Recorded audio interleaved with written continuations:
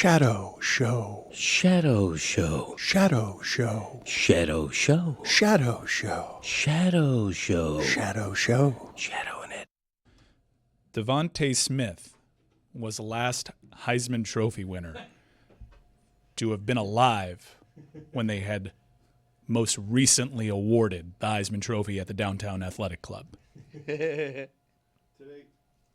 Today's not the day for that, Mike. It's just, it's not funny. I came in today and I said hello to him, and the first thing I said is I'm still wearing yesterday's mistake of not knowing that Downtown Athletic Club hadn't hosted the Heisman for a quarter century. And that's how you start that. Mike, today, 25 years, Dan. This is not the day to do this to me. It's not. I've got the holiday parties coming up. I'm stressed out about that. We've got too many people in town. Jason, the director, can't get anyone to work with him. And Tony bailed on him at the last minute. Rose wouldn't sing for him. We've got office chaos here, and you're hitting me in a vulnerable spot. That's a bad mistake. I'm lashing out. It's been 2 weeks since we've talked Miami Hurricanes football. There was some, not to spoil it, there's some rapping involved. Not rapping like gift wrapping, like RAPP in this year's intro. And Tony felt that his cool card might get taken away if he did it. He was worried about the internet? Little peek behind the curtain. Dog, I fucked a couch 2 weeks ago.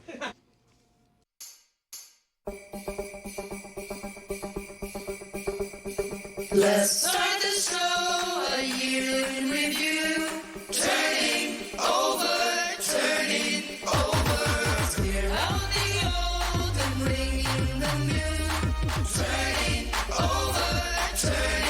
Holidays are back, Jack, drop a new track. Here with an audio almanac. We said bye-bye, Billy, and that was whack. When will Stu come You back? know about that Thai food lifts my mood. Zaslow is a wild dude. Nice hat, so I got the scoop. Salute Juju Gotti with the alley-oop. What's the worst part of their life? Hey! Will Forkins got a new wife. Oh! Roy Bellamy loves to talk park. Hey! When Christmas is up, he says, does Craig have a back in my day? No! The traffic just got in his way. Oh! And then he says, you never know. Hey! Confirm it, you don't get the show. Oh! Let's start the show, a year in review. Turning over. We got Pablo vocal modulating. Amin's been weekend observating. Connor McDee's McOverating. Again? The Panthers took that ass. So let's give it to Dan because his name's on the show. And hand it to Mike because he happened to know. Now pass me the ball like Stafford to Puka. Feliz Navidad and Happy Chanukah. Let's start the show, a year in review. Turning over. Clear out the old and bring in the new. Turning over.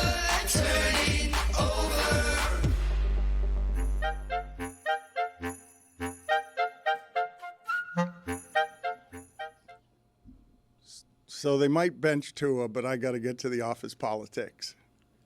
That was a lovely open. Welcome to Trista and Juju, alley-oop.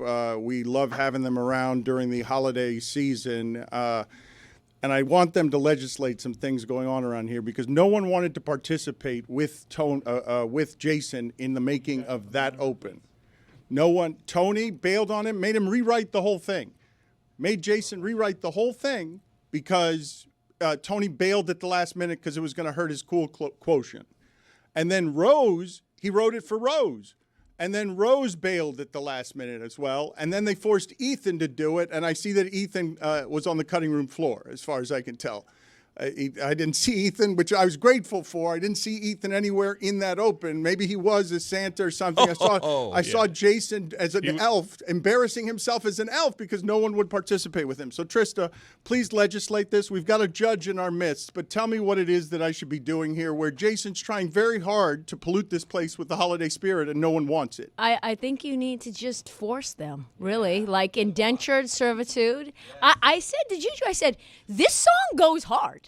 I mean, I would like an MP3 of this. Are we still doing MP3s? No one wanted to rap. That's Juju. Tony wants to look cool instead of actually being cool. Yeah, I think Tony has to really suffer the consequences of this one because if you're not going to be a team player, no matter how embarrassing it is, you got to do it. Now, neither here nor there, this may have been sent to me as well, and they may have asked me to rap on this as well. Of course they did. And I don't do ghostwriters. But what about Rose? Like Rose loves to sing. Rose has the biggest banger. We've got people competing around here all the time to sing songs. That wasn't Rose singing? That was. Rose did do the Yeah, chorus. she did the hook. Yeah. No, but and she- for the record, that was Ethan as Santa. But Ethan was only participating in the video because Tony and Rose didn't want to look however that was going to look on video. They were embarrassed by what Jason was going to make. What Meadowlark was making was too embarrassing for cool Rose and Tony. I think this thing should have won a Golden Globe. It was pretty good. Okay, we're going to start you off for $2. I don't know, Golden Globe. It's not eligible. Although podcasts are now eligible for Golden Globes. Or a short. What is it? The shorties? The Webbies? It needs a Webby Award. I don't know if you guys have heard Rose's original classic, and I will get to the University of Miami. I don't think I have. Playing. You haven't heard?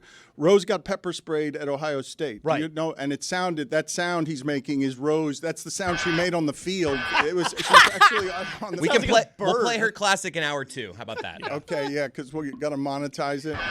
All right, we'll play it for Zaslow. We'll sit around and play it for Zaslow. I need to know what to do about Jason, though. I like Christmas carols, okay? Are you guys singers? Do you guys sing around the house? Did your family sing growing up? Because the only time I saw my family sing ever in the house was Christmas carols. There was no other song in my house. I might have sung at Carnegie Hall. It's a flex. All right, look at me, Louis. At 11 or 12. I've sung at 11. In a group. I've sung We Are the Champions at 11 at the top of my lungs. I sang the national anthem yesterday in the shower because somebody in here has to sing the national anthem soon. So I was singing, what do I have here? And I got nothing. Juju, you did the national anthem and not lift every voice and sing? That's very off-brand. Don't tell anybody. So Juju simply refused to participate as well. Did they not ask you? Because Zaslow would have done it. Okay, so all those people you mentioned said no, and then they came to me, and I did it. Yeah. That was me. Also, so far, all the people he's mentioned but Tony were involved. But I did it. I did the rap. Rose refused. She's singing all over the track. She's the lead voice. Tony and Juju, you got it. Yeah. Everybody else that you're saying didn't do it is in it. See, I do music. You feel me? I be rapping, and so that just didn't go with the aesthetics of what I usually put out. You feel me? I am told that we now have the video. We can't play the audio because it's a song, but here is Lucy and Rose. Rose was pepper sprayed. She made a honking goose sound, and I believe Lucy was laughing nearby. They pepper sprayed them. Oh, no. Oh my God, they pepper sprayed them.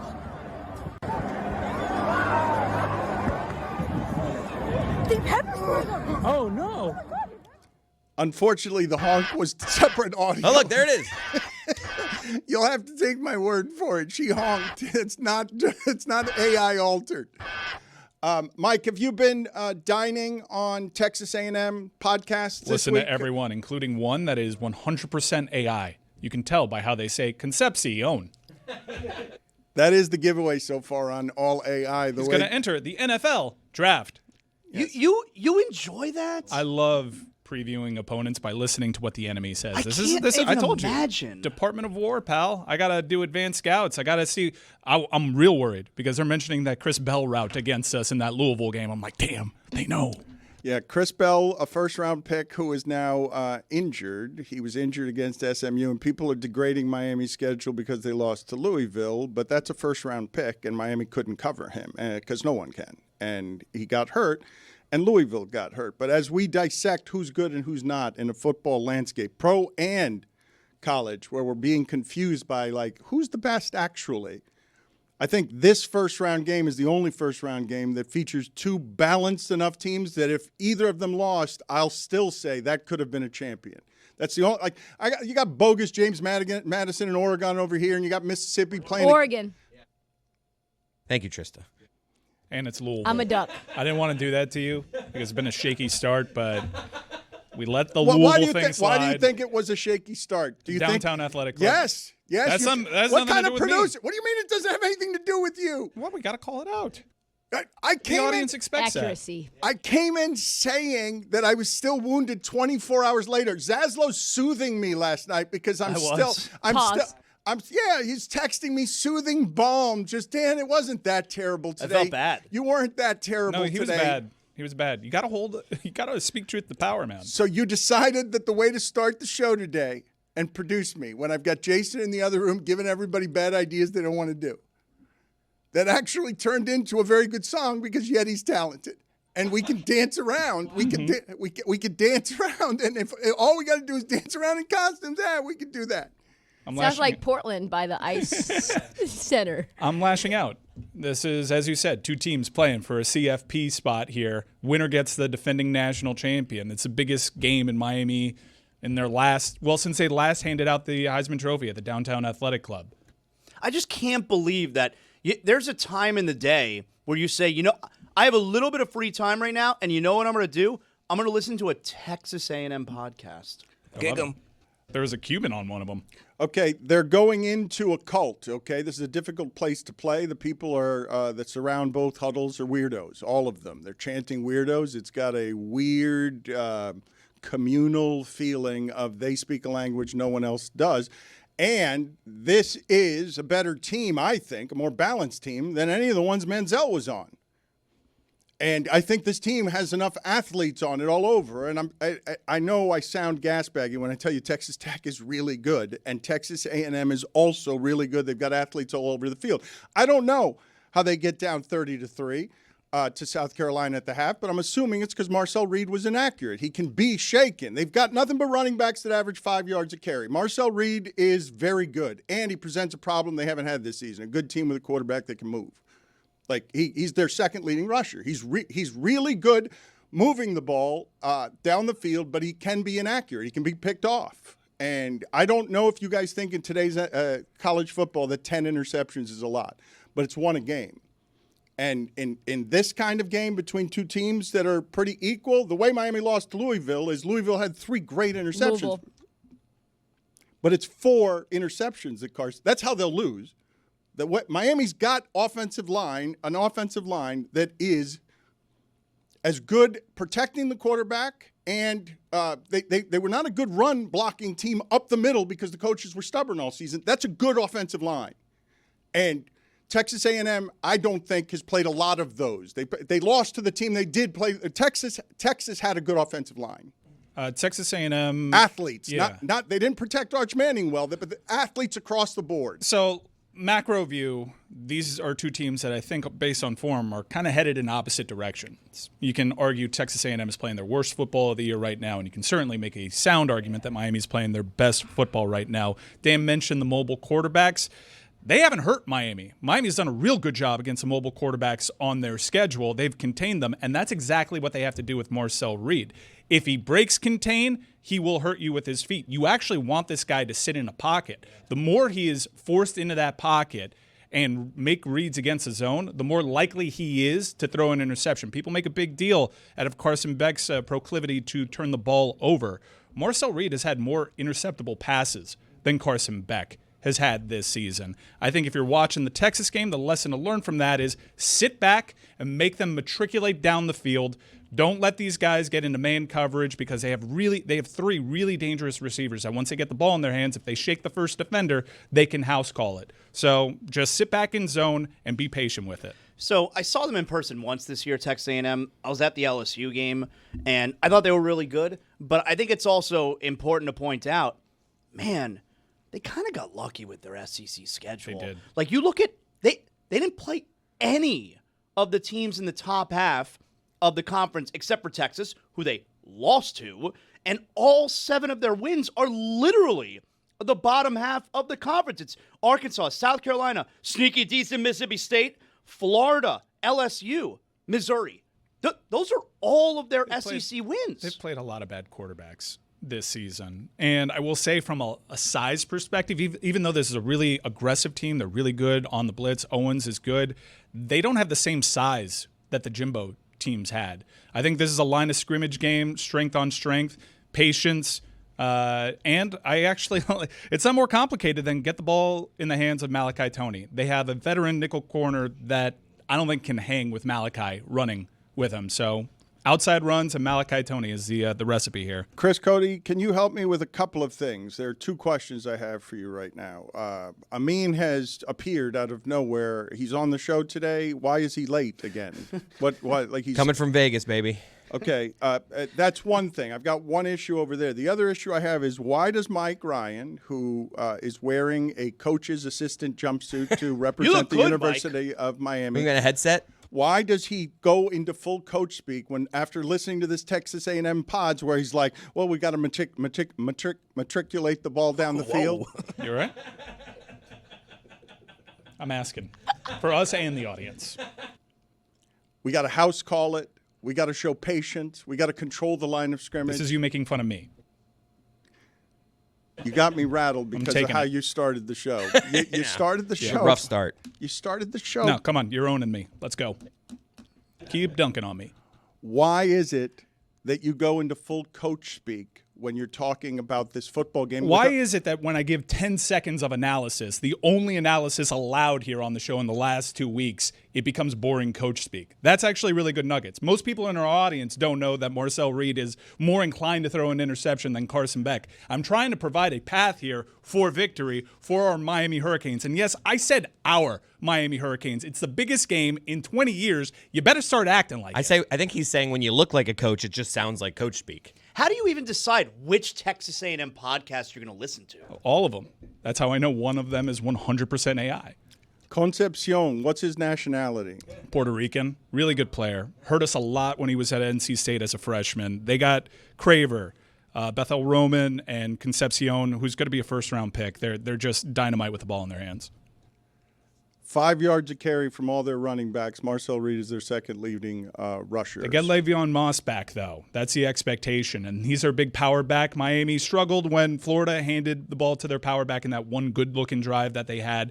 Moss makes it a lot easier. There's Reuben Owens, who likes to talk his crap, and we have sound of that. Credit to the Miami Hurricanes and Mario Cristobal because they haven't given teams any bulletin board material this year. They've been very respectful of the opponent. This is now the second time that we've heard a Texas A&M Aggie kind of give Miami some motivation. I wouldn't say as much as a challenge. I know my guys, they're ready for the challenge, you know. It's been like that a couple games. Mizzou game, they said there was a good run defense. We put up over 200 rushing yards, so. Yeah, well, Mizzou was ranked 17th nationally. They got fat off of bad teams. They never beat a good one. And Miami's 7th nationally against the run. I'll tell you, I think what's going to play a role, the Canes have not played in an atmosphere like this all season long. All That's right? fair. The ACC, SMU is different from Kyle Field. Right. All right. I've been to both.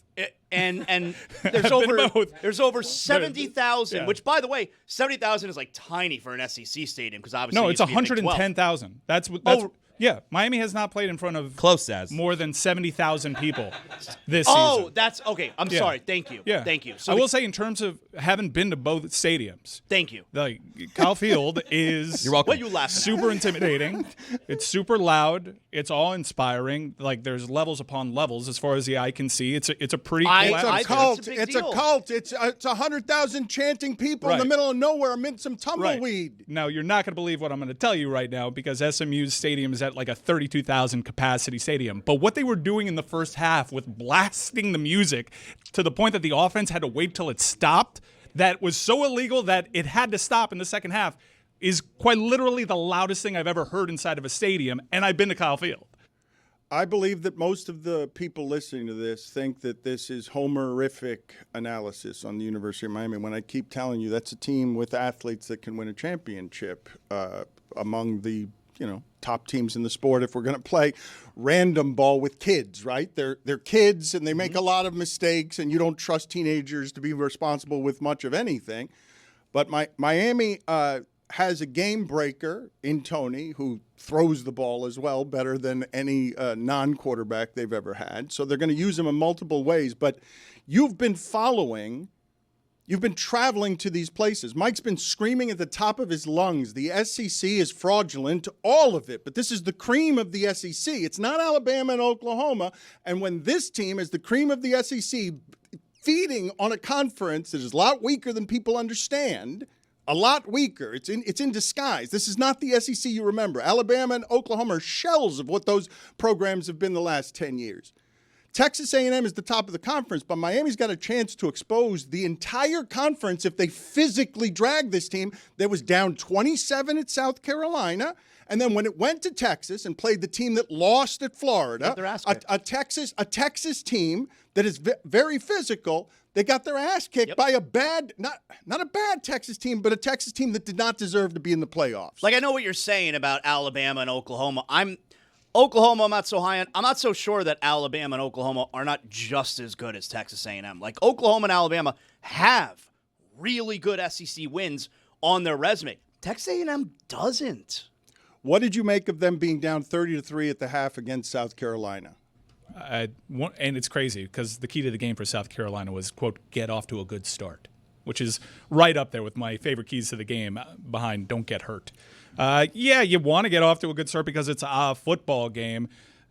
South Carolina stinks, and I think that's the takeaway, is how do you let South Carolina get off to that kind of lead? So when people are listening to this and we're telling them Miami can win the championship, Miami's good enough to win the championship, but also this is the toughest first-round game there is in terms of two teams that you think could actually win the championship. But you guys are making me rethink my position on what I've thought Texas A&M is all year, because when I've watched Texas A&M at the beginning of the year, not toward the end when they were playing less well, I saw an offense because of what they did to LSU and others that can run a bunch of athletes off the field. Like, it's the last two games that I've watched of Texas A&M where I'm like, okay, well, wait, did I get it wrong?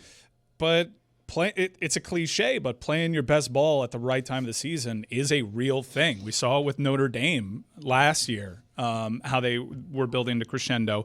That's another thing that people that I know have gone back and watched the Texas A&M game at Notre Dame. It's a common opponent. Miami had the benefit of playing them at home, where Texas A&M, in impressive fashion, went to South Bend. If you watch that game, mad fluky. Notre Dame dropped 2 picks, and one of the more egregious holding calls that didn't get called led to that game-tying and then ensuing PAT opportunity that helped Texas A&M hand Notre Dame their second loss. Miami probably doesn't get into the college football playoff if they call that holding, by the way, in South Bend. Oh, look at that. Call that holding back in South Bend. Yeah, I think that was more impactful on Miami's playoff chances than anything, because it gives Notre Dame 1 loss. You don't have that head-to-head advantage there. And a 2-loss Texas A&M gets in over a 2-loss Miami. The people who are listening are only hearing homerism here, right? Thinking that Miami could win thinking that Miami can win the championship because we've watched this team all year and we've also seen them lose to SMU. And you're the one that's applying that homer take. I haven't said that. I'll let you stand on that island. Miami's got the toughest path to a title. They got to go through Texas A&M in Kyle Field. They got to play a Cotton Bowl against Ohio State and potentially a Fiesta Bowl against Georgia. I wish there was a different path here. I'm not exactly sure why Ole Miss was ranked ahead of Texas A&M. I'd feel much better about that game, but I'm excited about this. And I don't think I've been super homerific here, just telling you what it is. We respect the opponent over here. You're scared of the venue. You're not scared of the team. Not even that scared of the venue. Haven't been there. It's just really impressive. But the people are super nice. It's not like they get drunk off their ass and are vile people to you. I'm staying in College Station again. I happen to find the area really nice. It's like any cult. They're super nice because they want you to join. Just to backtrack for a moment, because I don't think that people sort of realize the history of this program. And Kevin Sumlin and Johnny Manziel made the previous incarnations of Texas A&M that had fewer expectations, I think, than this one, right? Because when Manziel beats Alabama and Saban, you still weren't expecting them to win the championship. This is the realest chance that Texas A&M has had for a championship since blank, right? This is the best Texas A&M team. I mean, they gave Jimbo Fisher so much money, and he didn't produce a quarterback or a team as good as this one. Yeah, this team's only loss is the final game of the season. I don't. It's probably that's a fine, Trista. Welcome aboard. This is. It was on Do Not Disturb. Yeah. I don't know what happened. Well, it disturbed. This is probably the second most talented Texas A&M team. I'm pretty sure there was a Texas A&M team with Mike Evans, Johnny Manziel, and Myles Garrett on it. Yeah. But because of the expanded college football playoff. Minor penalty, 2 minutes, delay of show. Yeah. You're going to have to leave, Trist. I'm sorry to do this to you. You're just going to have to go. She just said, where is it? You'll figure it out. Yeah, just wander around. Walk past Amin. Mm-hmm. If you want, you can tag him in. Yeah, if you want, that's fine. We can use some. I mean, I do think that whoever wins this game is going to be kind of a sexy pick to upset Ohio State. I'm not there. God, that would be so sexy. I'm not there with beating Ohio State. I don't know if this team has enough. That's only it's only happening because you just saw Indiana do it, and Indiana's got like this thing that they're doing where no one will believe it is champion until after it is champion, just because it's Indiana. Like how bad do you want Miami to win this weekend? Not because you obviously want them to win the national championship, but man, you so badly just want them to play Ohio State. That'd be in the great. playoffs. That'd be great. Yeah, you know me. Miami Hurricanes are my life. I want to win this game so bad. You're taking them one at a time, though. Don't get to that one yet. You're taking them one Look at ahead. a time. Look ahead. You want to Look ahead. matriculate down the field. No, I don't give the opposing team bulletin board material. Amin, welcome. There was a big NBA story last night. The Knicks won something meaningful. I think it's time for us to shift into regional programming. The Knicks haven't felt this good in a while because the East is weak, although I think they'd have problems against Detroit and Orlando and Toronto. But the Knicks haven't felt this good about a team in a long time because they also like the players because they've fallen in love with Karl Anthony Towns even when they hate him sometimes. And Jalen Brunson is the most beloved Knick of my lifetime. Yeah, well, not of your lifetime. Hold on. The most beloved Knick. How old do you think you are? No, beyond Patrick Ewing. Who are you putting Think above back him? to downtown athletic club days. There were some popular Knicks players on that team. I mean, the way that I hear the most obnoxious of New York fans talk about Jalen Brunson, they never talked about Carmelo this way. They never talked about Ewing this way. Who are you putting above him in my lifetime?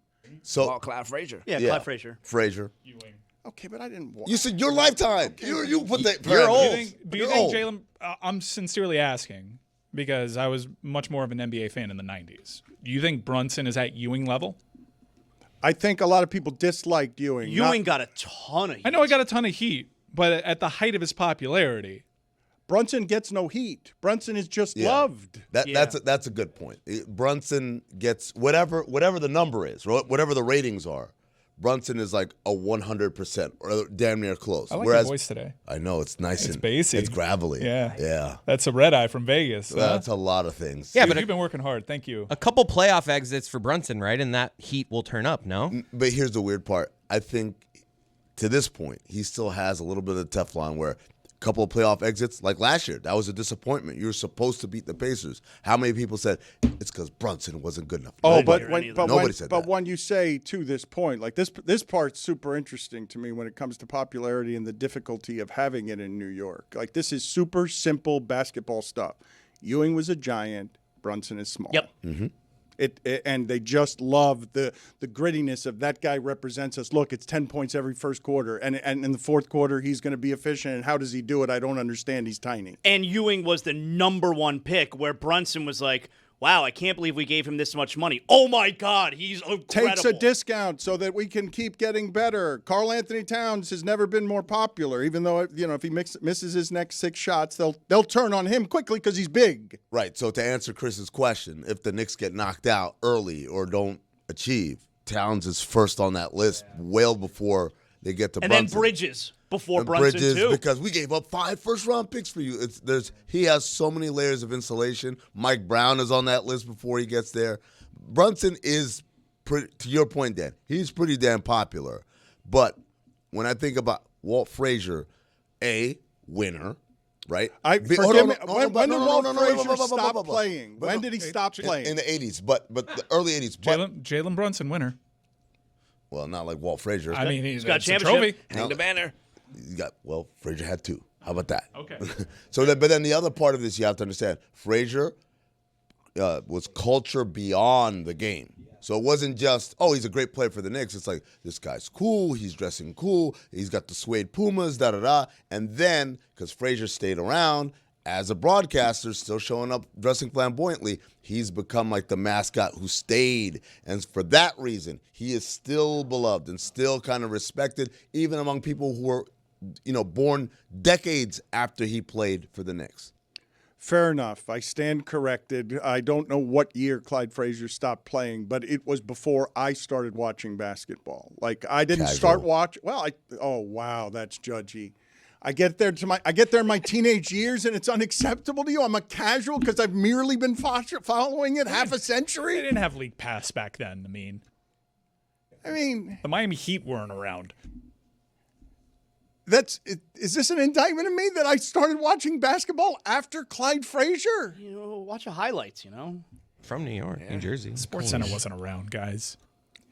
Okay, give me all the Clyde Frazier expertise I have in the room, non-Amin division.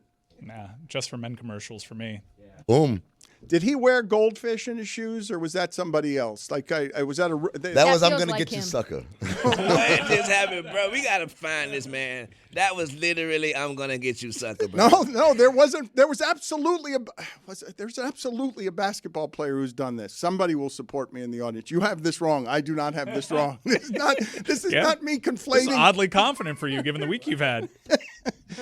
again with this. Can we talk about this happened in today's show? And I know it's off to a rough start, whatever, but you turned into Porky Pig and nobody said anything? Oh, we said things. No, you guys just let him just kind of roll with it.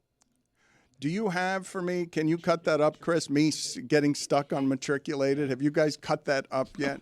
The only part that was missing, Dan, was you needed to go signed up. That would have been 100% Porky Pig. I wasn't that confident. Can you give me a little bit of a palate cleanser by producing Walt Clyde Frazier talking to the Rizzler? Thanks for joining us this morning. This is how you do the wrist face. So put one eyebrow down like this, and then you raise one up, and then you suck in like this. Then you do this. And that's how you do the wrist face. Did that happen just instinctively, or are you something you used to get in the front of the mirror and you used to practice? Well, I think I practiced it like a little bit at school, but then I went home and then I did it. And then, Yeah? yeah, So you like being a celebrity, or what? yeah, Oh, great. Oh, did you see my book? yeah. It's really cool. Yeah? Oh, thanks. We're coming out with a coloring book, too. So that's why he spoke to him. Look how dark that goatee was. Winning and grinning. Dan, I have you saying matriculate. Matriculate the ball down the field. Matriculate the ball down the field. That is not edited. That's better than I remember. Matriculate the ball down the field. That's what I'm You saying. can You guys turn kind that of into a just song. you guys just moved on, and I was like, what? Matriculate the ball down the field. I mean, it's on the level of Kendrick Perkins, Moses Moody. Matriculate the ball down the field. I kept thinking that Juju was just saying "whoa" every time here. That is Juju just feeling for me inside of the sound. Matriculate the ball down the field. Matriculate the ball down the field. I think your quibble is with Juju. Why didn't Juju come after me and make the room ransack me because of what had happened? Matriculate the ball down the field. The Knicks haven't felt this good in a while in terms of how it is that this fan base is rallying around the journey and 2 years, and are they going to get better, and am I going to get more attached to the players? Yeah, I mean, this validation, right? That's what they've been seeking for so long, is that what they're doing is working and meaningful. And even when you talk about Carmelo Anthony, that team, the peak of that was a second-round knockout to the Heat. But even though they were like their best in the division that year and all that, it never felt real. Like, it was like, yeah, we're good, we're 50 wins, but it's just like, this isn't going to be a team that can win a championship. And what's happened in the last 3 years, pretty much, since Jalen Brunson's gotten there is a real belief that this is something that's building towards actual tangible success, banners and awards and all that stuff.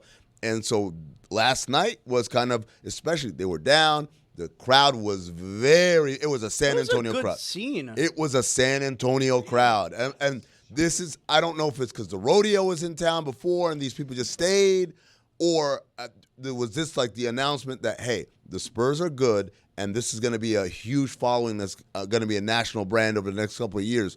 But the shock of the life for everyone, we thought when we got to Vegas on Friday and Saturday that it's going to be a bunch of Knicks fans. Come on, who can fly in last minute? Who has a fan base at every city? They've got people. It's the Knicks. It's going to be Knicks crowds. And the first game, it was like Knicks Magic. It was like it's a slightly advantaged Knicks crowd, but it wasn't really as loud as we thought. And then last night, it was like, no, this is a San Antonio crowd. And I'll tell you what, like, for the Knicks to win that, it felt like they won a road game. It felt like they won, quote unquote, against all odds. Everyone wanted Wemby to be the MVP, Wemby to be incredible. And they went out and did it. And now, is this going to mean anything 4 months from now, 5 months from now? Probably not, but it's a start. What it could mean is that they're going to face Detroit again, and Detroit has learned all the hard things and are a better team, and so they won't lose the way they lost to them last year because Detroit is better this year. What was the scene around New York? Oh, it must have been crazy. Yeah, they had to overreact. As Amin mentioned, I assumed it's because all the Knicks fans were back in New York ready to celebrate. This is a team that's captured the hearts and minds take a look. of New York City. This is where they always celebrate their first-round victories over here. Madison Square Garden, after its team wins the first trophy its franchise has had since 1973. Look at them. All three of them outside of Madison Square Garden celebrating the New York Knicks. Is that Dante DiVincenzo? Everybody makes fun of the Knicks for being loud and proud. They've gotten carried away the last few seasons, winning a playoff game, confetti from the sky. This has not been a relevant franchise in 25 years until most recently. Like, they've been a punchline, first-round exits every time. The East is weak. This Knicks team does have the fan base wanting desperately to have these games matter again. I don't think they're good enough, though. They're the same team they were last year. Yeah, I think last night, though, the biggest takeaway is now you can't deny that the in-season tournament matters. L.A. has won, hung the banner. New York is going to win and hang that banner. In 20 years from now, the in-season tournament is going to be a part of just the culture, and I'm happy for that as a basketball fan. Juju, it's not going to be 20 years. I'm telling you, the way the players were playing this year, the way the crowd was in a neutral site. The way New York fans reacted outside MSG. It's like it felt like, okay, this is the turning point where the quality of basketball is so much better and the fan engagement was so much better. The ratings are up. I talked to Stan Van Gundy last night. How great was he and Dwayne Wade? That's a good broadcast. Together, the two of them together they just so clearly like each other. So that's a part of it. A part of the story of why this has been such a success is because Amazon owns the rights to all of this. And they said, we're going to treat it like it's our, bowl season or whatever. They've gone 10 toes down in terms of committing to this thing. And the energy towards the broadcast, both studio and game broadcast, has been incredible. How much do you think that had to do with the teams that were in it, though? Because we have the defending champs, we have Wemby, is he coming back? You got the Knicks, big market team, you got a new coach. Like, if there were worse teams in here, I don't think people would be as excited. I would say, this is what I would say, Trista, the Cup games before we got to Vegas were great, right? The Cup games before we got to Vegas were, think about Heat Magic, the two teams where I wouldn't say anyone is like on the top of anyone's radar in terms of popularity, but that game was a great game, and that game rated really well. Obviously, the Thunder destroying Phoenix wasn't, but the point is, these teams, Spurs-Lakers, another great game. People are engaged, and when I say people, I'm saying the players, the coaches, the broadcasters, and the fans. We all bought in, and it's like all it takes is do this again and again. Joe Varden wrote an incredible piece about the future of NBA Cup. And as he's trying to talk about, like, hey, this is something that we just have to stick with, he brings up the concept of Christmas. Dan, do you know that the concept of Christmas in this country as like, oh, Santa Claus and presents and trees and all that, it's like 200 years old? Like, it happened in the 1800s. To us now, it's like, Christmas is an institution. How dare you say happy holidays? You should say Merry Christmas. Like, that's like 200 years old. People did not care about Christmas like that in the 1700s. Fascinating. I did not know that. The NBA Cup is Christmas. I don't understand, though. We'll get there. WFAT. This episode of the Dan Le Batard Show is presented by DraftKings. DraftKings, the crown is yours. Grateful that Nick Wright is making time for us today. I imagine he's in a bit of a state of despondence. So how many body parts would you give up of any kind, injured to yourself, if I could make Patrick Mahomes not have a torn knee ligament? Which body parts would you give up in exchange for having him not be hurt right now? Listen, far be it for me to question the editorial judgment of this show, this same show. I think that at least the Miami studio multiple times tried to derail podcast and radio gold to give us, I don't know, baseball updates. But we're not leading with the NBA Cup, Dano? I mean, hold on, put me on camera. I even dressed for the occasion. I'm like Rob Lowe, just with the generic NFL hat, except it's the NBA. Wimby, Jalen Brunson, you want to talk football? I guess people still care about it. All of my knee ligaments, Dan. All of them. What do I need knee ligaments for? I mean, like, if that were like a serious thing, where it's like, okay, listen, he can, guaranteed to be full health, which he will be, and back better than ever, which he will be, but also just so he doesn't have to go through, he deserves an offseason. It's been a long 7 years. Yeah, I'd give him I don't need my knee ligaments. I mean, I like riding bikes, but I'd give that up. It's no problem. I mean, what did you think I would say? I didn't know, actually. I managed to be wrong twice about your team. I said they were dead offensively 10 games in. I changed my mind after 2 games. right, and then, did. I got it wrong 2 times with your team. But what I hadn't realized, Nick, and I don't know if you felt the size of this as well, I didn't consider it possibly over until, like all of it over until his knee went out, because it affects next season, and I don't know how much your coaches want to be around and your salary cap problems and everything else. I thought it was more doomsday than – I hadn't considered doomsday scenario. Well, you still shouldn't consider doomsday scenario. They have the most talented quarterback in the history of the league who, if he never plays another down, is the second greatest quarterback of all time in the prime of he just turned 30. And, like, listen, this sucks. This is a huge bummer. This was the one part of following the Brady trajectory that I wanted him to skip, the blown-out knee in his 8th year as a starter, but right after playing for Ring 4 and being the greatest team ever in your 7th year as a starter, but he checked this box as well. The doomsday stuff is foolishness. Like, it can't, and here's why it's foolishness. It cannot simply be either the Chiefs this year were going to supplant the 11-18 Patriots as the greatest, most successful 8-year run in NFL history, or if they don't, it's doomsday. Now, I understand Patrick's knee injury is, more than a fly in the ointment. But it's 2025. Like, guys come back from ACLs as good as ever, particularly guys that aren't, I am, if I'm being totally honest, I am sicker for Packer fans this week than I am for Chiefs fans. Because Chiefs fans, while I was late to admit it, it was pretty evident during the game, Juju doesn't believe me? Oh, he's a Packer fan. I don't know if he doesn't believe me or he's a Packer fan. I'm a Bills fan. I got a lot of words for you. Keep going. Oh, okay, so we can discuss, Juju. The Packers were an excellent team that might have had a real shot at the Super Bowl derailed. Like, that is a special type of torture. While I didn't want to admit it, it was pretty clear by halftime of the Chargers game, if not weeks prior, that this Chiefs team didn't have it. So the 2025 Chiefs, with or without the injury, weren't going to play in or win a Super Bowl. The Packers could have, and their 2 best players on their team, Kraft and Micah, both went down with injury. That is a potential championship taken. And this idea that next year is in question, like, I will believe that when I see it. I would, and Dan, I don't know if you know this about me, but I am a gambler.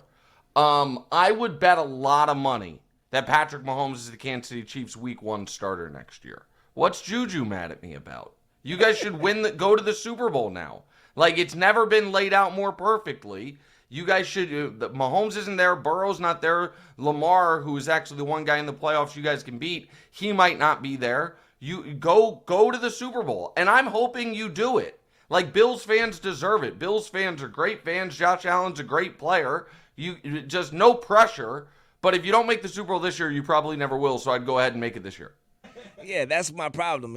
Yes, Patrick Mahomes isn't there. Lamar Jackson isn't there. You know who else isn't there? The Bills' defensive line, the Bills' receiving core. You just can't just because Patrick Mahomes isn't there doesn't mean Julian can win a championship this year. You have to have a good team, and that's what the Houston Texans You don't have a good team? No, we have a Superman.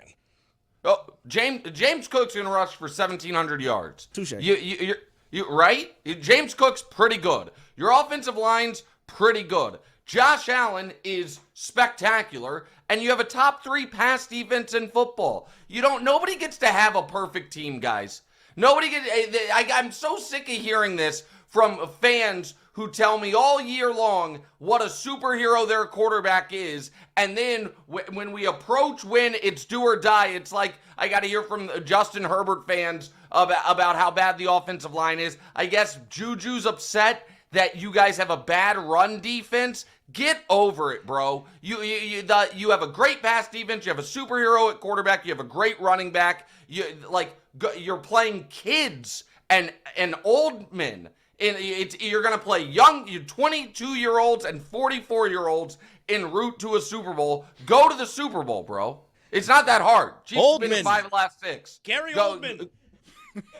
It is hard whenever you have random people playing wide receiver for you. We don't attack the free agent market. All Josh Allen needs is one go-to receiver. Instead, he has to find where Dawson Knox is in the year 2025. I have listened to Bills fans, and again, I think you're going to go to the Super Bowl this year. I've listened to Bills fans to run this hypothetical of, if you drop Patrick in Buffalo and Josh in Kansas City, what's the ring count? All right, and my answer is, Patrick still has all the rings. But Bills fans disagree with me. So you mean like they are asking Josh Allen to go to a Super Bowl with like Juju Smith-Schuster and Marquez Valdez-Scantling as his lead receivers, except he also has James Cook instead of Isaiah Pacheco? Sounds pretty awesome. Go do it. Like, they believe in your team, believe in your guy. Give me a break with this woe is me, we don't have a Madden create a team. Everything's been laid out perfectly. You're peaking at the right time. You just walk down the Patriots. I believe in you. This isn't like some reverse jinx.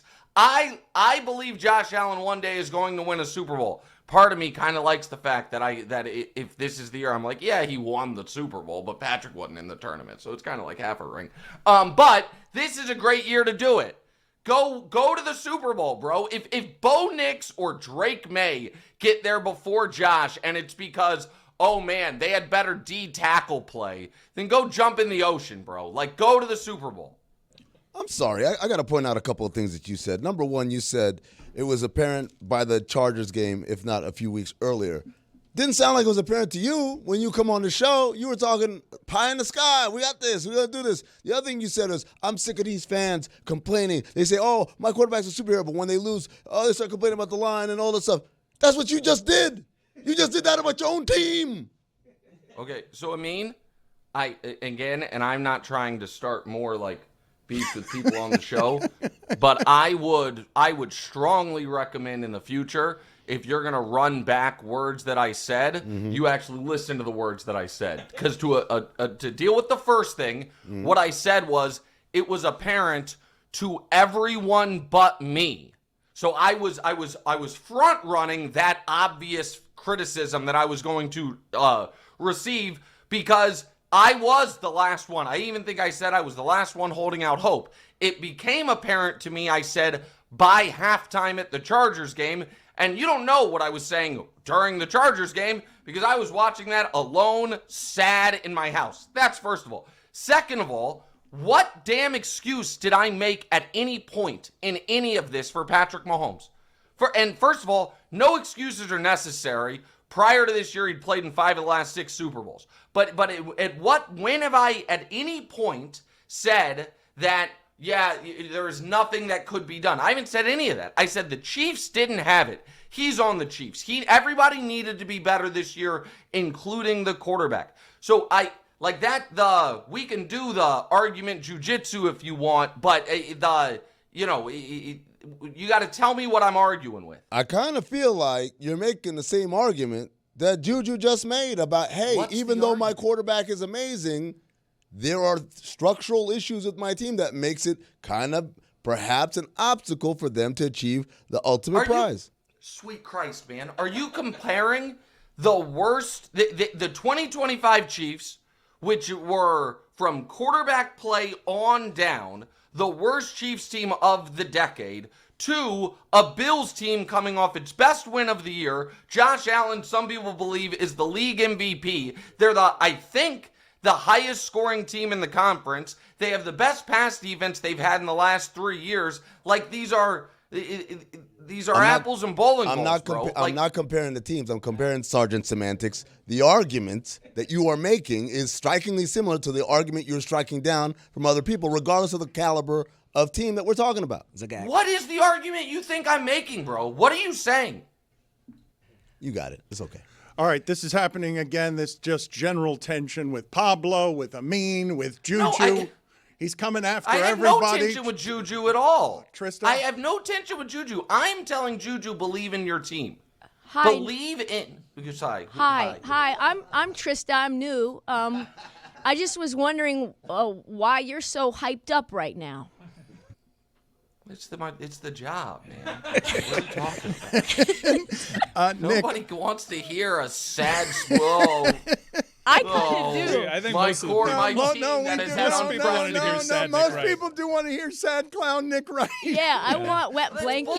Oh, pardon me. Like that I'm not gonna do it. Like, here's the thing, and this is what I think I owe the audience. Packer fans are in just as much pain. The guys get hurt in pro football. It happens. And for me, if I were to have come out on Monday or today or whenever and been like, the sky is falling, when Pats fans lost Brady for a year in week 1, Colts fans didn't know there was anything wrong with Peyton Manning, and it's like his neck's hurt, and then they got rid of his ass. The Packers 15 years ago or 10 years ago had a Super Bowl caliber team, and Aaron Rodgers gets his collarbone snapped. Like, this happens in pro football. And it's not just sadder when it happens to your guy, and it's not just sadder when it happens to the face of the league. It might be more damaging for the league marketing-wise, but that's part of pro football. And part of what has made the previous 7 years so special is they've danced through the raindrops on this stuff. So I'm not going to ask for a bunch of, like, woe is me sympathy stuff. It's pro football, man. Guys get hurt. And you try to duck it, when you have a Super Bowl championship team. The only saving grace to this whole thing is, to Amin's point, if he didn't hear me say it earlier, I'll make it clear, I was wrong about this Chiefs team. They weren't Super Bowl caliber. And if there was ever a year you were going to lose your quarterback a month before the playoffs, I guess it's good that it's the 1 year the team stunk. I understand that you have to sort of be strident and defiant by calling foolishness me bringing up the doomsday scenario. But the only reason I'm doing this to Patrick Mahomes is because I think you know this. The last 7 years must have been really physically hard on him. And so I'm assuming if Kevin Durant's body breaks and they break up after 4 years, twice as long is really going to hurt a lot more in that sport, emotionally and otherwise. That's what I'm most curious about, because I've kind of wondered aloud for the last several years, how is Patrick Mahomes' game going to age? He leans on his athleticism a little bit more than some of the greatest quarterbacks we've ever seen. Every year in the blogosphere, we see some kind of photo of him and his belly in the offseason. Him now coming off of a knee injury in which I believe he tore 2 ligaments. How do you see this guy playing into his 30s? He's going to have to change his game. We trust him to play from the pocket, but it is going to be different, Nick. Yeah, so listen, this is where I can't prove it to you, and I guess we're going to have to wait and see. But I believe a insane competitor who also happens to be the most freakishly gifted quarterback in the history of the sport, who also happens to be, by any available metric, the most clutch player on a per-game basis. Obviously, Brady has had a 3x longer career in the history of the sport, is going to come back and be just as good. Maybe I'll be wrong. Like, I can't prove that to you. The surgery happened 36 hours ago. But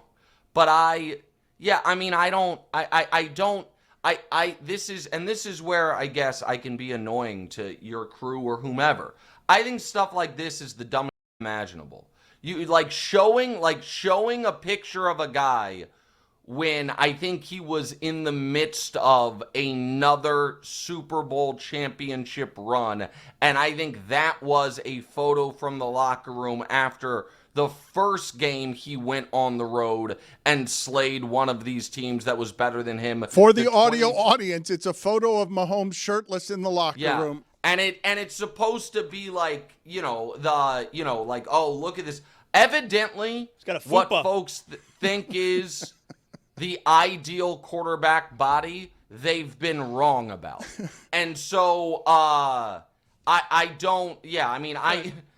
But Nick, that's him. That's also a photo of him in his 20s, and I'm with you. I don't doubt him either. He's got a special arm talent. He's at his apex, perhaps the greatest I've ever seen. But I do think it's fair to question his motivation when it comes to keeping his body in shape. It's not Brady-esque. That's how Brady got to the 3 times longer career. So given that, on top of that, Brady was kind of soft though in the beginning. But then he got into the best shape of his life and pliability. We can't do it that way after the injury. Right. I mean, so is Patrick Mahomes built that way, is what I'm guessing, because I think part of my concern about how is this guy going to age is he's never been fully dedicated to, taking care of his body in the same way. Hold on. That last thing I fundamentally disagree with you on.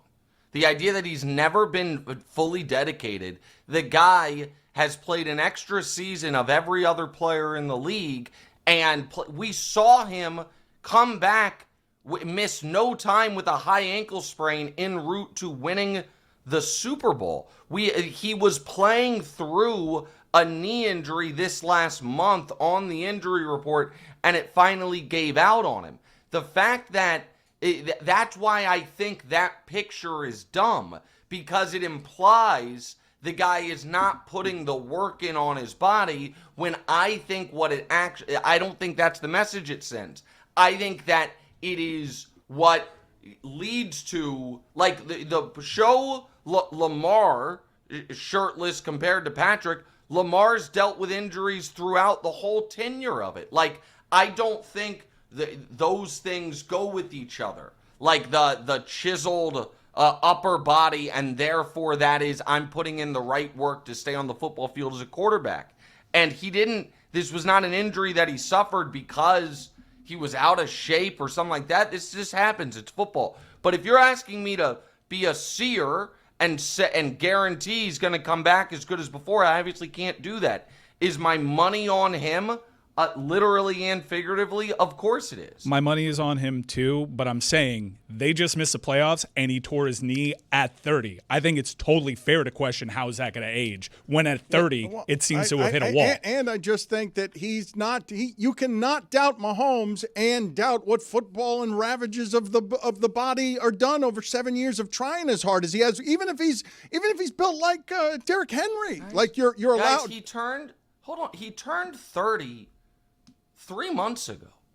Quarterbacks play at a super high level, and he missed the playoffs. Into That's their how it works. late 30s. Say it again. What'd you say? But I understand. It's not myopic though. Like, yeah, he turned 33 months ago, and they just missed the playoffs after playing in damn near every Super Bowl the last decade. I think it's fair. Yeah, and I guess I guess you're asking me to prove something that is unprovable.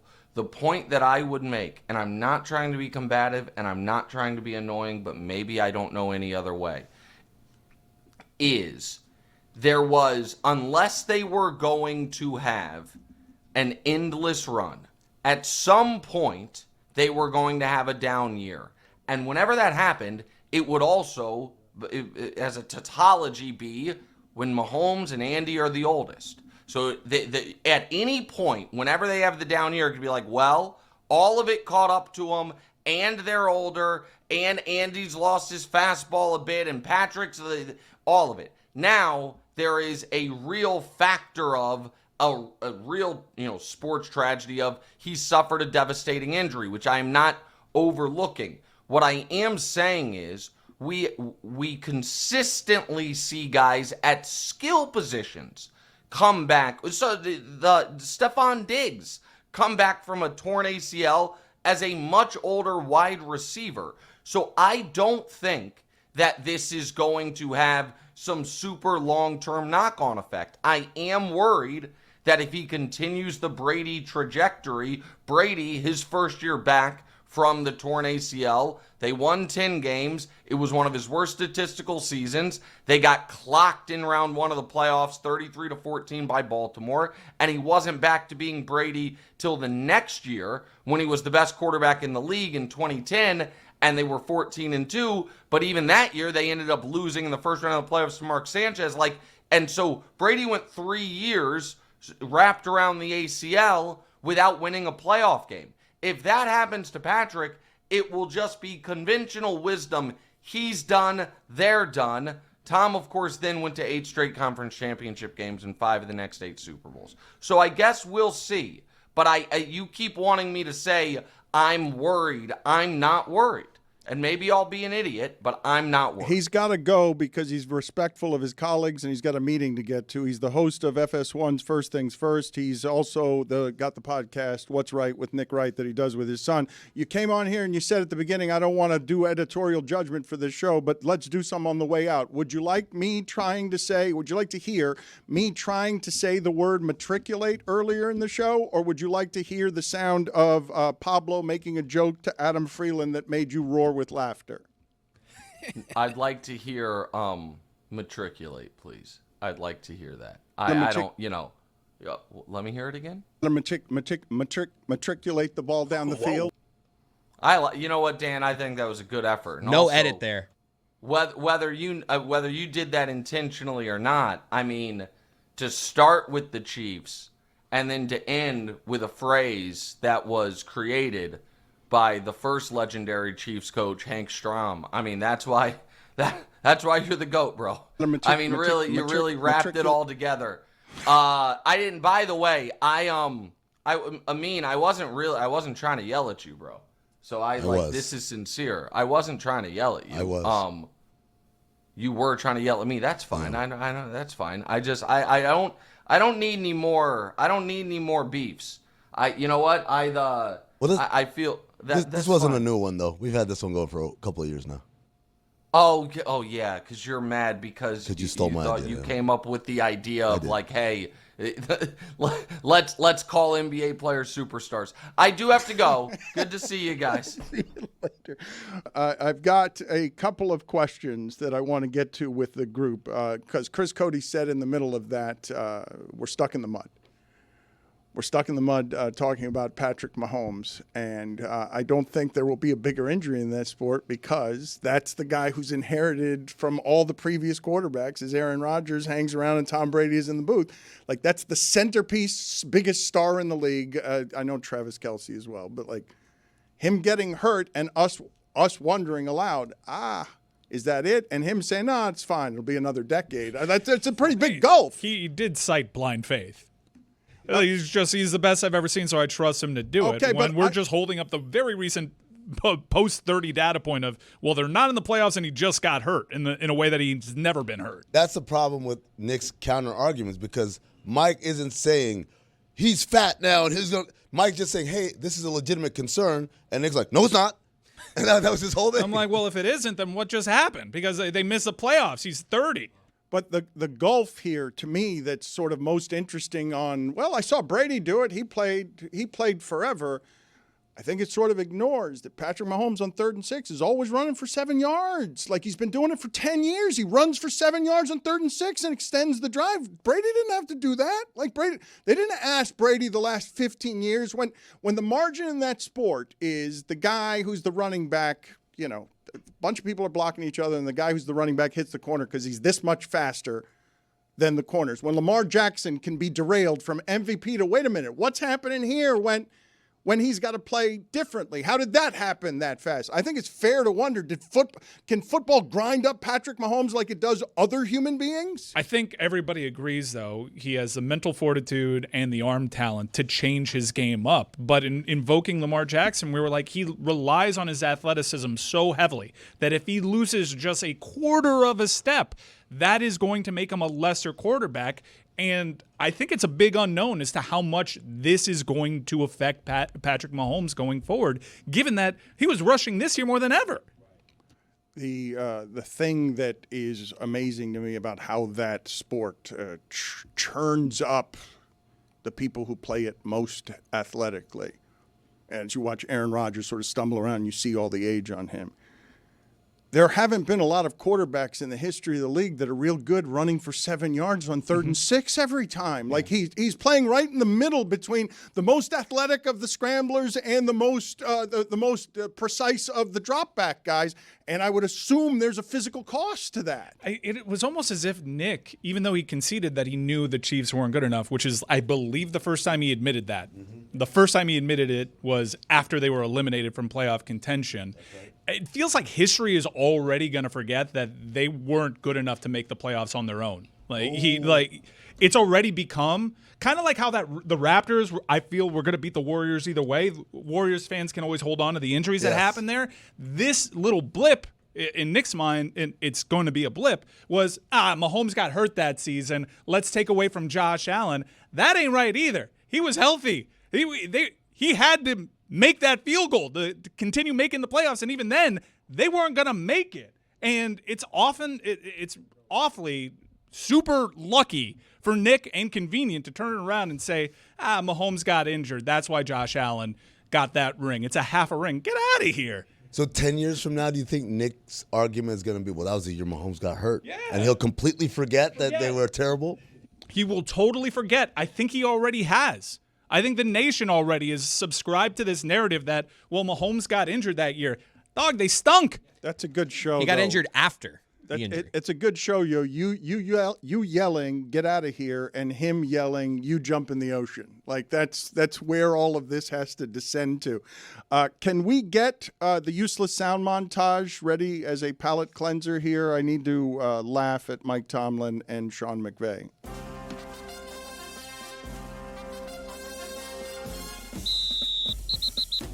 Mission accomplished. Simple as going back to work, and we got to get better. We always talk about let's not react, let's respond. Out there for the anthem, and as the game just got going, I was just thankful, grateful that I was out there. There were just some things offensively that we were doing that were messing ourselves up, basically every aspect. Their team was better than our team. There's a number of issues that we have to end up looking at, and some of that you don't have to look at the film. We have to make sure that we move on quickly. We look at the film. We make sure we tidy up the things that we need to. You know, I want to look at the film first, Calvin. Staff and I, we're going to come in. We're going to watch this thing together tomorrow, all of us in all three phases. In all three phases, there's different areas that continuously need to improve upon. It's inexcusable. You don't make excuses. We had a young player that actually was blocking out of bounds. That's what they were saying, allegedly. So just being able to earn the right to be able to get the pen back in your hand a little bit defensively. My wife always tells me I'm crazy because there's been times in the last 3 or 4 years I said, I wish I could just throw one and get hit. Certainly we wanted to engineer victory, but we wanted to do it in a certain way. The major focus to me was getting the ball in the end zone. We got to play better ball if we want to win games against good teams. When you give up that many points,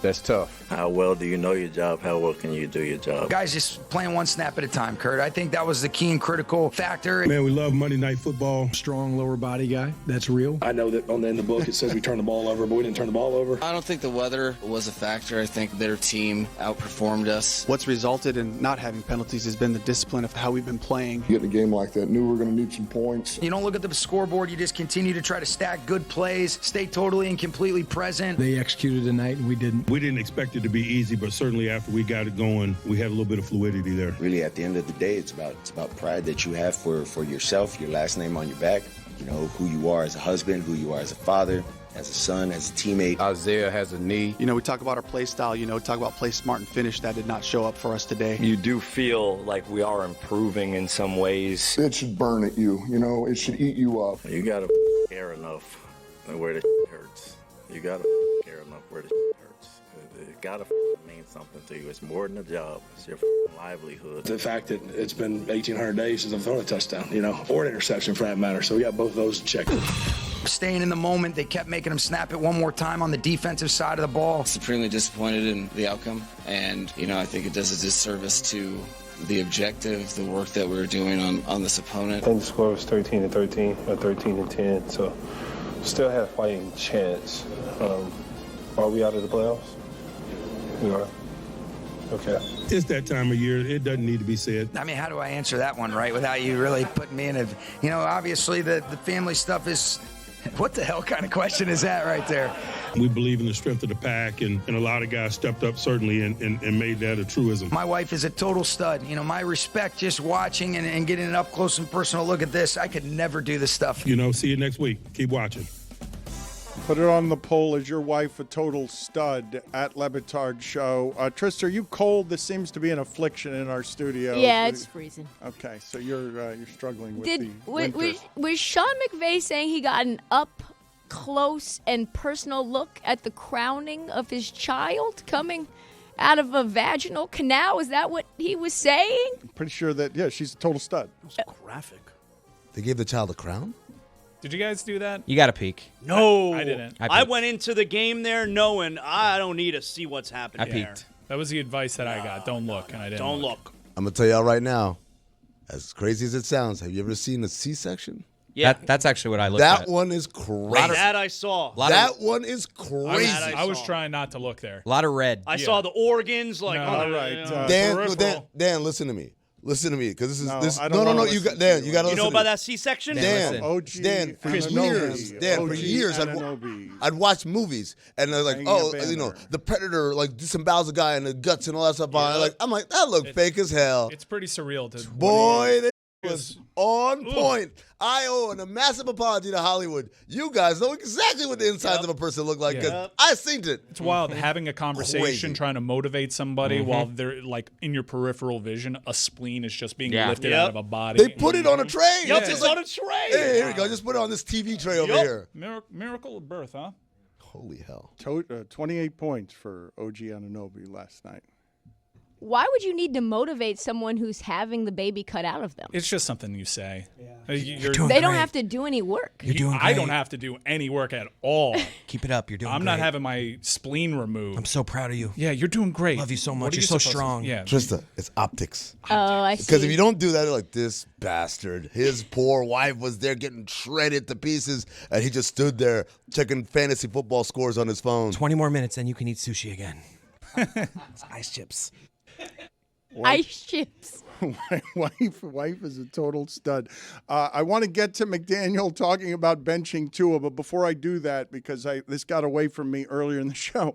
So the Miami Heat are getting bleeped here in a way that's super strange and needs to be covered a little bit better, because the NBA is unprepared and for a gambling scandal that looks like this, because how would they know what this whole Terry Rozier thing was, given that, they helped normalize all of this when they decided to get in bed with gambling partners like our beloved partner DraftKings, because there are dangers around some of this that we've seen, and they're not totally prepared to handle all of the dangers that come as they try to figure out what the rules are. So it really seems like Adam Silver doesn't know what he's doing about the blatant unfairness that the Miami Heat traded for a player who had a gambling issue and now can't get rid of that contract and can't trade it. So let's listen to Adam Silver. This is the first time I've heard him address this, and it seems fairly obvious. I'd like to know what I'm missing here, that the Miami Heat are just getting bleeped by the NBA, doesn't know how to handle any of this because it's all new. And so he's out here pretending like he doesn't know anything and can't do anything as the commissioner of the league. It's essentially out of our hands. As you know, these are federal indictments in the case of Terry Rozier in Brooklyn, New York, the Eastern District of New York. We had investigated him at some point earlier. We had not found sufficient evidence to discipline him under the rules of the league, and then at some point that investigation was taken over, by federal authorities. So as I said, it's in their hands. It's out of their hands. Like Does he think that people want him, the NBA, to put Terry Rozier in prison? What's out of their hands? So the question was a long question by Tim Reynolds. Good job by Tim Reynolds for bringing it up, because I don't know anyone else. It was the first question of the press conference. Good job. It was the first question, and it was a long. Yeah, I don't know why. Well, no, Mike Ryan is made Tim Reynolds excommunicado. No, but he did a good job. You got to ask that question. I think Mike Ryan gave you a blistering stare because you saluted Tim Reynolds. I got to be fair. I believe don't shush my boy in the Panthers press box. That's not something you do. Will Manzo! You don't shush him. Mike Ryan bullied Tim Reynolds, and it was unfair what you did to him, and it was excommunicado. And what else? What was the other? No longer friends. No longer friends with you Tim and I, Reynolds. not friends. You guys just reminded me now. There was a moment when I walked into the media workroom, and I was going to ask Vinny Goodwill something, and I came in a little jocular, but not overly loud and not long and pronounced. It was just like, hey, some funny thing, and Tim was like typing, and he turned around, and he did give a look. Yeah, he's a professional. That has nothing to do with professionalism. You're not professional. No, a professional, you know what a professional does? You keep it trucking despite all the distractions. You don't do the, stop making noises, I'm trying to type. We're writing over here. Yeah. Put on headphones. Get in the weeds. Welcome to 2025, huh? Yeah. A lot of ways to make content. It's not my only problem with Tim. But to answer Zazzle's question, Tim's question was long, and the first part of his question was, can you shed any light on the status of the investigation into the arrests of Chauncey and Terry Rozier? That's the part that we just played there. That's the part Adam Silver was responding to. Tim's other part of his question is a part within that Rozier remains on the books in Miami. Right. He's 17% of the cap. Draft pick going there. Has the league considered any relief to the Heat about what they can do in that situation? That answer that he's giving is not to that part of the question. Okay, so then the commissioner does answer the part about the Miami Heat and like if there's anything that they could do in regard to that situation. I believe we also have that. No, video. he does not have it yet. We'll come back with it in a second. But before we go any further on this, what is the framing that anyone outside this could say this is not Miami homerific protectionism? It seems like the Miami Heat are getting bleeped here by something that the NBA doesn't know how to handle. Right. The thing they're getting bleeped on, right, is if it was known this guy is under investigation, even if what Adam Silver is saying, hey, we only have limited tools in terms of investigating this kind of allegation, we exhausted those tools, and so we couldn't have an adjudication there. But if they knew that there was something greater at play than them, meaning the federal investigation into him, and they allowed that deal to happen, then to me, I feel like there has to be a recouping of that conversation. Yeah. Having said that, this is kind of like Mike's thing with Mahomes tore his ACL, so that's why the Chiefs missed the playoffs. Well, no, they were awful anyway. He did the deal with Terry Rozier. It was a bad deal. Him, getting indicted or not, does not impact the value they got out of the deal. Okay, so here is the commissioner now addressing the Miami Heat part of this whole situation. In terms of Miami, this is an unprecedented situation, and I think I'm incredibly sympathetic to the Heat and to their fans. But I think we're going to try to work work this out with them. But there's no obvious solution here. I would just say that there's no doubt at the moment they have a player that can't perform services for them, and and as to the draft pick they conveyed, obviously he hasn't been convicted of anything yet either, but this is an unfortunate circumstance. But sometimes there's these unique events, and maybe sometimes they require unique solutions. So we'll be looking at this with the Heat and the other teams in the league and see if there's any satisfactory relief. But at the moment, there is none. He makes the rules, right? Yeah, but what's the rule you want him to make here? The one for my team. Like an unprecedented situation. So because it's never happened before, he doesn't know what to do. He doesn't have a clue. He's such a nothing. It was once unprecedented to take someone's team from them. He's a nothing. Adam Silver. He can make the rules. They're his rules. What is the rule? What is the rule that you guys are looking for here? He's sitting here arriving in a situation that he's saying this has no precedent, and he's correct. And because they've gotten it wrong on how they handled it the first time, he could say, yeah, they should have their draft pick back. It's okay. Okay, so then what happens if comes back Terry Rozier innocent? not guilty. Then what? Oh, wait. That pick that you got back, give it right back? Wait a what second. What are we doing? You look at the precedent can be we look at these things case by case. Sure. That can be the precedent. Sure. I don't think he made a ruling in that statement. I think he's saying, we got to see how this plays out. The Miami Heat claim that if they knew about the investigation, they would not have made this trade. So it doesn't matter if Rozier's innocent or guilty. Give them the pick back. It's not due process here, That's not due process. That's criminal. That's court. That's not due process. It's I'm the commissioner. I decide. I've made this decision. If I got it wrong, I'll fix it the next time. Let's be honest and transparent. Or, holy shit, didn't realize that this could ever happen to me, and I don't know what to do.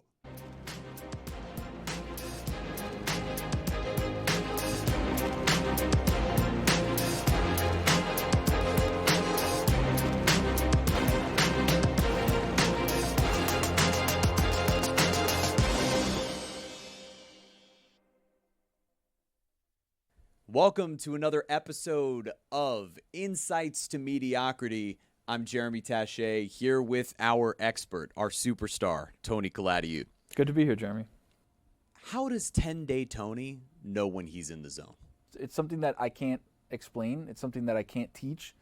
It's something that I like to test when I'm in the zone by taking further and further shots, right? So, like, if I hit a corner three, okay, I'm supposed to do that. But if I'm on a transition on a 3-on-2, and I've got two guys jutting in from the sides, and I'm running point up top, I may pull up from maybe a little close to half court just to see where we're at. If I hit that, the next step, I shoot lefty.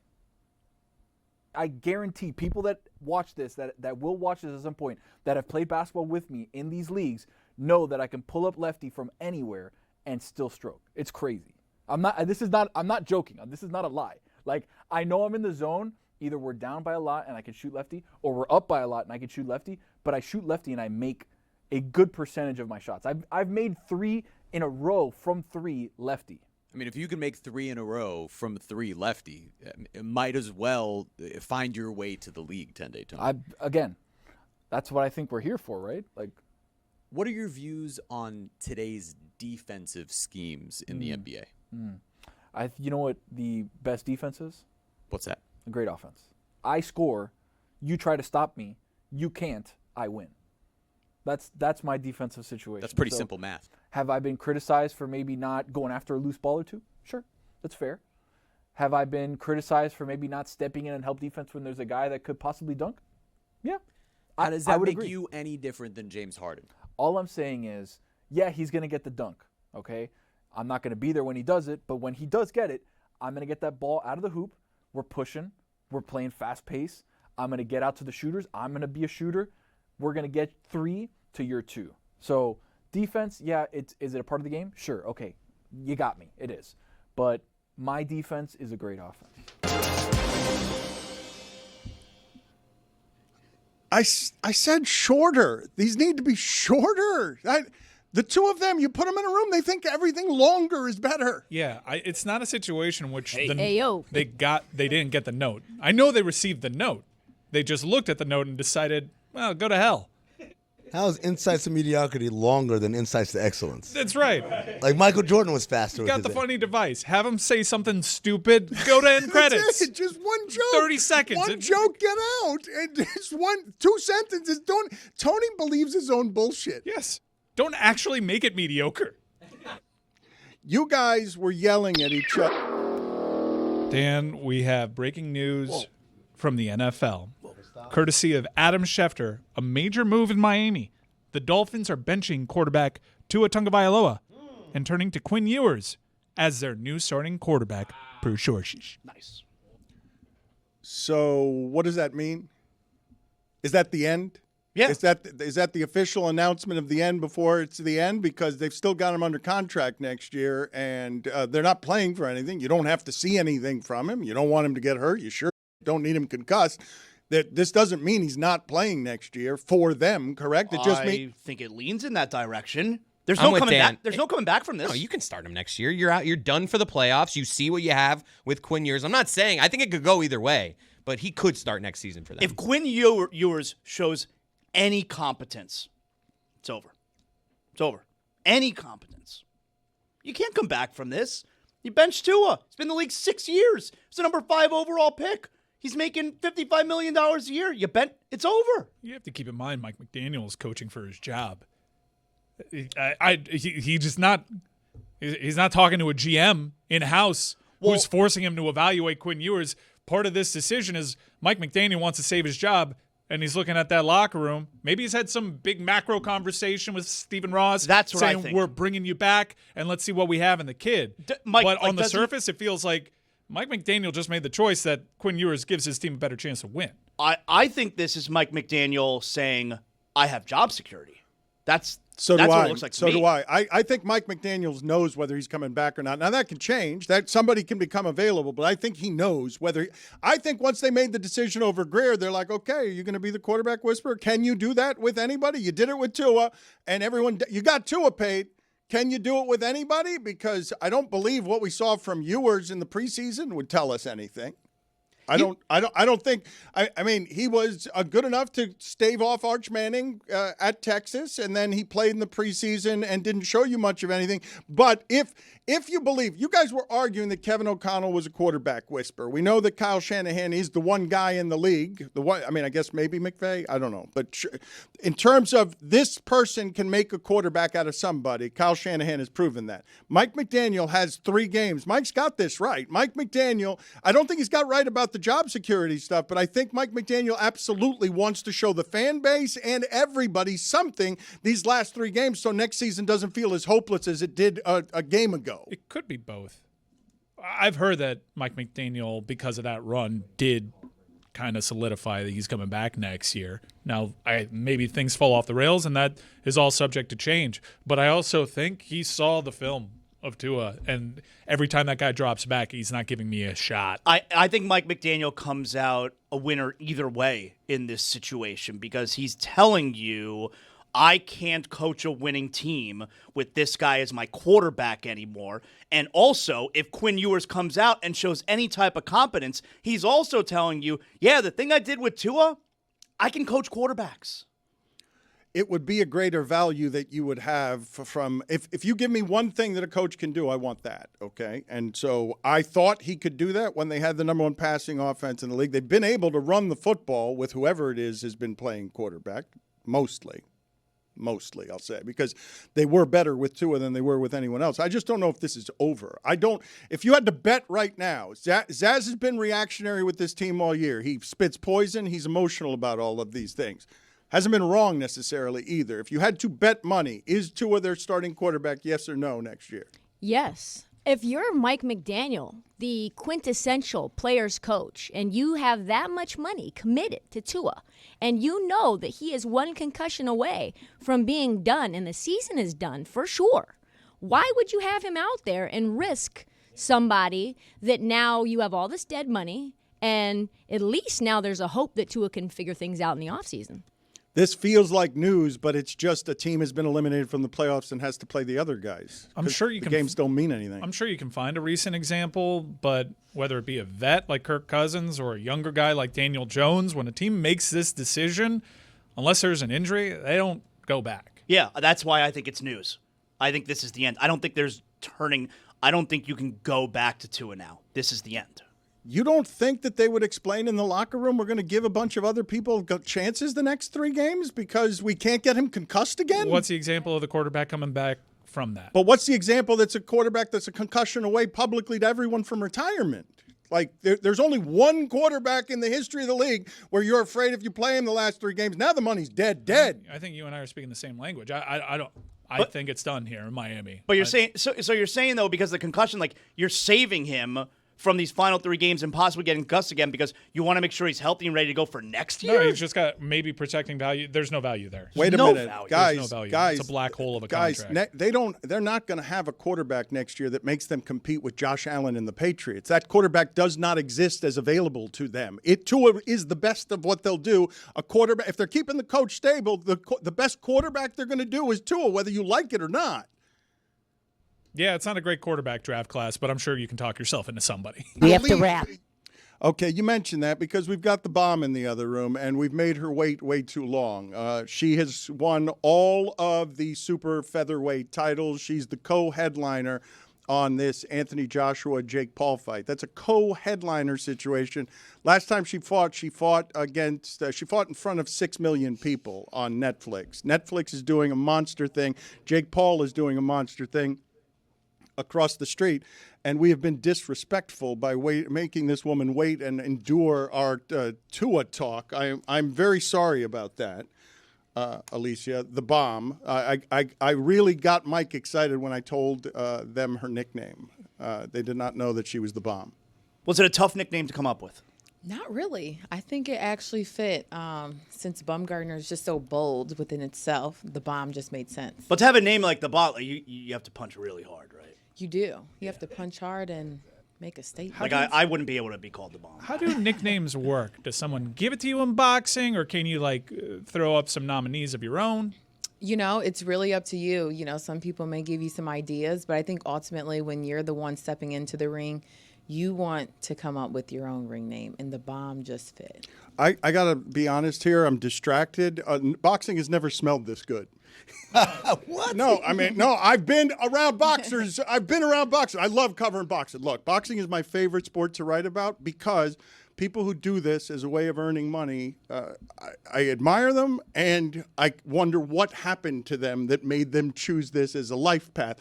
You come from a family of fighters, right? Everybody in the family is a fighter? That's right, yes. Family are all fighters, and the hometown that I grew up in Ohio, Fremont, we had a small boxing gym. And my dad's like, hey, do you want to box? And I had wrestled first before I started boxing. And you have to be 8 years old to start. And I'm like, yeah, I'll box.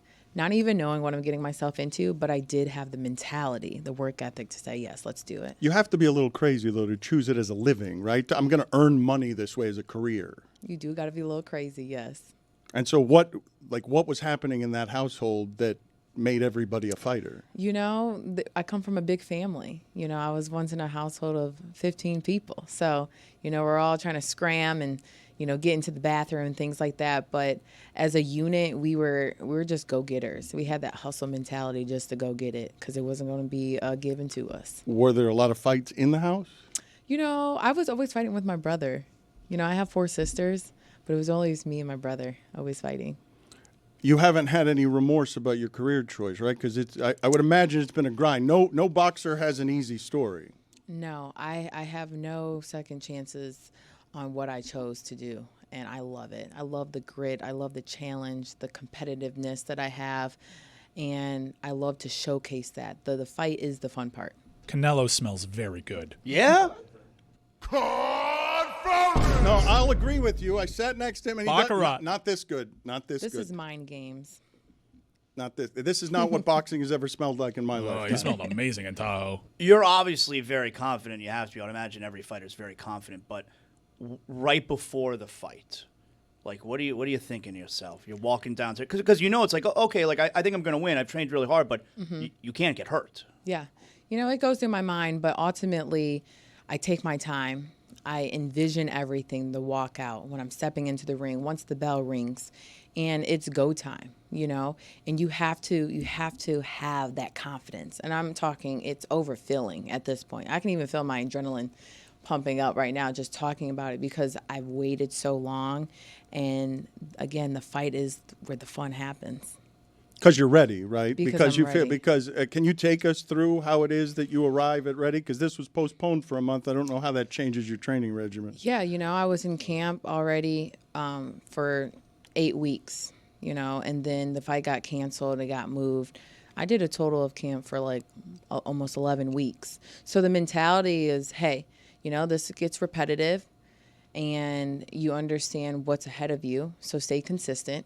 Still show up to the gym, still put in the work, because again, these are the times it's going to really showcase who you are as a fighter, as an athlete, as a woman. When things come at you, how are you going to pivot? Everything is about pivoting in boxing, and it's about having balance and making sure that when the time has come, you are ready, you are prepared. 6 million people, though, you're walking to the ring, and it's the same mindset. You don't even have to still your mind. It's, no, I'm ready for this. I've been working for this my entire life. I'm ready. I'm at that moment, I'm taking in all the energy and what is given at that given moment, because once it's gone, it's gone. So I live in the moment, I take a hold, and I thrive through it. A lot of people talk about standing on business, but you vacated your WBC belt in order for this fight to be fought under men's championship rules. Why was that so important for you? You know, it was important because it was offered as a challenge. And one thing about me, I love to take a challenge. And when we think about equality, women and men are greatness. That's a standard, right? And so when given the same pathway for a woman to be on the same runway as a Jake Paul, you're able to see it as a whole. And we always take advantage of it, and that's why I am fighting on the co-main to show the world why boxing is what it is. You're very proudly carrying the banner for women's boxing, but you have a wrestling base. Have you had to turn away overtures from mixed martial arts companies to see if you want to try your hand at that? You know, they have asked. I never turned down an offer. Like I said, I love to fight. I love to be a competitor, and I just love it, y'all. I'm a born athlete. So it's just one of those things that's in me, not on me. Yes, this world done got crazy. There's a bunch of stuff going on everywhere. How important is it for a woman of faith like yourself and myself, you feel me, to keep the Lord God first in all of those situations? Like you say, vacating the belt. How important is keeping him, you know what I mean, involved in those decisions? Yeah, it's important to be faith-driven. You know, baby, sometimes we don't have nothing, but you have faith as a mustard seed. I will plant that, and I will water that, and I will believe in it because I believe in myself. I believe in what the Lord has already told me. And you have to understand that life is hard, but life is also what you give it. And there is no give up in me. Baby, I may fall 10 times, but I'm going to get up 12. There's so much bravado in this sport. You have to, I suppose, have it. But how do you do with fear? Because it doesn't sound like you're articulating any of that. And courage isn't the absence of fear. It's just the ability to overcome it. So I've heard, one of the reasons I love covering boxing is because oftentimes boxers will just talk about their vulnerabilities, because once you're in the ring and it's just you and your talents, you either believe in yourself or you don't. Yeah, it's either you believe in yourself or you don't. And to be honest, you know, I'm faced with doubt every day. You know, there's doubt and there's success right next to each other. What are we going to choose today? How are we going to show up today? Are we going to give 50%? Or we're going to give 100? We're going to give 100 because anybody would want the platform that you have. Take advantage of the moment. Take advantage of the opportunities. And I just know when I look back, I can't say I could have did that. I should have did that. I did it, and I loved it. Your dreams didn't look like this, though, right? Like whatever the top of the mountain was, it wasn't fighting on a co-headline Netflix event where there are going to be, I mean, if you did $6 million last time, I can't even imagine what the projections are for this one. Right. You know, I always dream high, and I know that there's no ceiling for me. There's no box that I could be put in. So it's just, it's surreal when you think about it. But you can dream high and not have the. What did the dream look like? Whenever it is, not at 4 or at 6 or at 8, but as you got closer to building something, you're still struggling. Mm-hmm. You're still doubting. You know, there's not any money in this at the beginning. Right. And so your wildest dreams looked like what? It looked like I'm going to co-headline a main event on Netflix. Listen, and yes, that's true, but that's just the stepping point of what's more to come. There's so much more to come, but you have to take the steps through it. And so even though I may not have seen this, I knew that it was coming. But as long as I'm putting in the work to be ready for the opportunity, it's going to show up, and here we are. What do you do when you're not boxing? What do I do when I'm not boxing? I'm hanging out.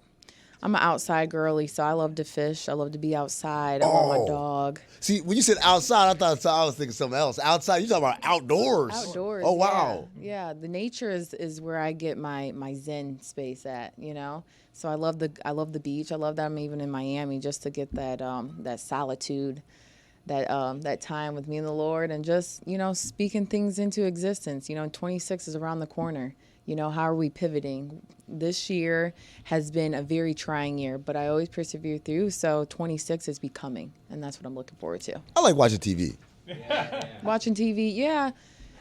I like a little documentaries here and there, but, you know, when I think about the substance that I need in order for my mind to be in a good place, I want to fill it with substance, something that's going to keep me going. I imagine also to be as excellent as you are, though, that you have to be sort of consumed, obsessive with, there wouldn't be much other than boxing and faith. There's not a lot of room for anything else because you've got everyone else wanting what you now have. That's true. And I also find my balance though within it, you know, just to be a woman and sit in my femininity and to be with my girls and to go shopping. Like, it's also important to know that my identity isn't just boxing, that Alysia goes to bed at night and AB the fighter comes to war. Do you ever feel bad? Like you look at the screen right here. You're punching. Why would she feel bad? Like- That's what she's chosen to do. She's got to be proud of Yeah, that. but look at that girl's face. You ever say sorry after? No. Yeah, you ever feel bad? Really? Listen, it's Really? actually funny because there's a slight, because I'm a loving, caring person at heart. And sometimes I do slightly feel a little bad, See, but at the Dan? same time, I know what I was called to do and what I'm doing. So, you know, it comes with the game. I don't believe you. I think you're happy. You're like, hell yeah. I mean, in the fight, like, yeah. There Yeah, it is. eat that to the face. There you go. Wait a minute. That renders insincere everything you said before. That eat that is not the same as I'm sorry. Only after the fight, you know. Oh, thanks, girl. But nah, in the fight, eat that. And yeah, I'm trying to demolish Do you have time to think in the middle of the fight? Oh, that was awesome. Oh yeah, you're thinking, you're planning. It's chess there, and it's moving fast. But yes, I do. Where does this rank in terms of challenges? I don't know what the trash talking is in your sport. Do you sell your fights by doing any trash talk? I'm selling my fight. Yes, you know, we giving hooks and we giving looks and we giving, you know, a lot of talking. But one thing about it, you got to back it up.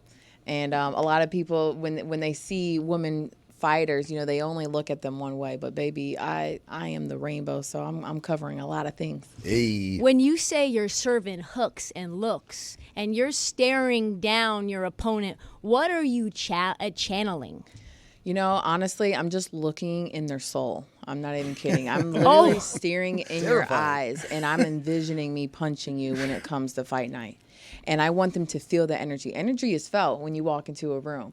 And so when I'm looking at you, whoa, don't do that to me. I'm coming for you. He's soft. What documentaries are we watching? Did you catch Age of Disclosure? They're aliens. I have not, but I did just watch, what was it, House of David on Amazon Prime, the story of David and Goliath. Wow, great series. What's the worst part of the life? Worst part of the life? What do you mean? He's doing an inside joke at my expense. I ended an interview with somebody by asking the question of the grind and the life you've chosen. What's the worst part of it? But when he offers no context there, he's just amusing himself and segments of the audience. Ryan Blaney had no idea what hit him. At my expense. So, but he's asking you. Now I got to translate your shit question. Excuse me. What is the worst part of the life? What is the worst part of the life? And why is it this interview? I'm crying, not the interview. Thank you for being on with us. We're going to watch this. We didn't even ask about Jake Paul. Does he have, Yeah, Jake got a chance? Paul. Jake got a No, chance he doesn't here? have a chance. He doesn't have any kind of Jake chance. does have a chance. When we think about boxing, listen, y'all, when we think about boxing, it could be any fighter's night. We've seen many upsets in boxing. I'm not saying it's this one. I'm just saying Jake has a punching chance, and so does AJ. How much have you gotten to know him? Like, what do you make of all the discourse around him? Yeah, you know, listen, he believes in himself. He believes in the brand that he's been able to build for himself from the beginning of his YouTube days into who he is today as a fighter. You have to be serious about what you do, especially when it comes to boxing. So I've seen him in the gym. I've seen the trainers that he's trained with. And he is very serious about it because you have to be. This is a combat sport. It could be your night and you can get very hurt. So, yeah, I think he takes it very serious and I think he's ready. You're signed to Jake Paul's most valuable promotions. You had to say that. You have to say that. Dan, be careful before she looks into your soul. Yeah, okay.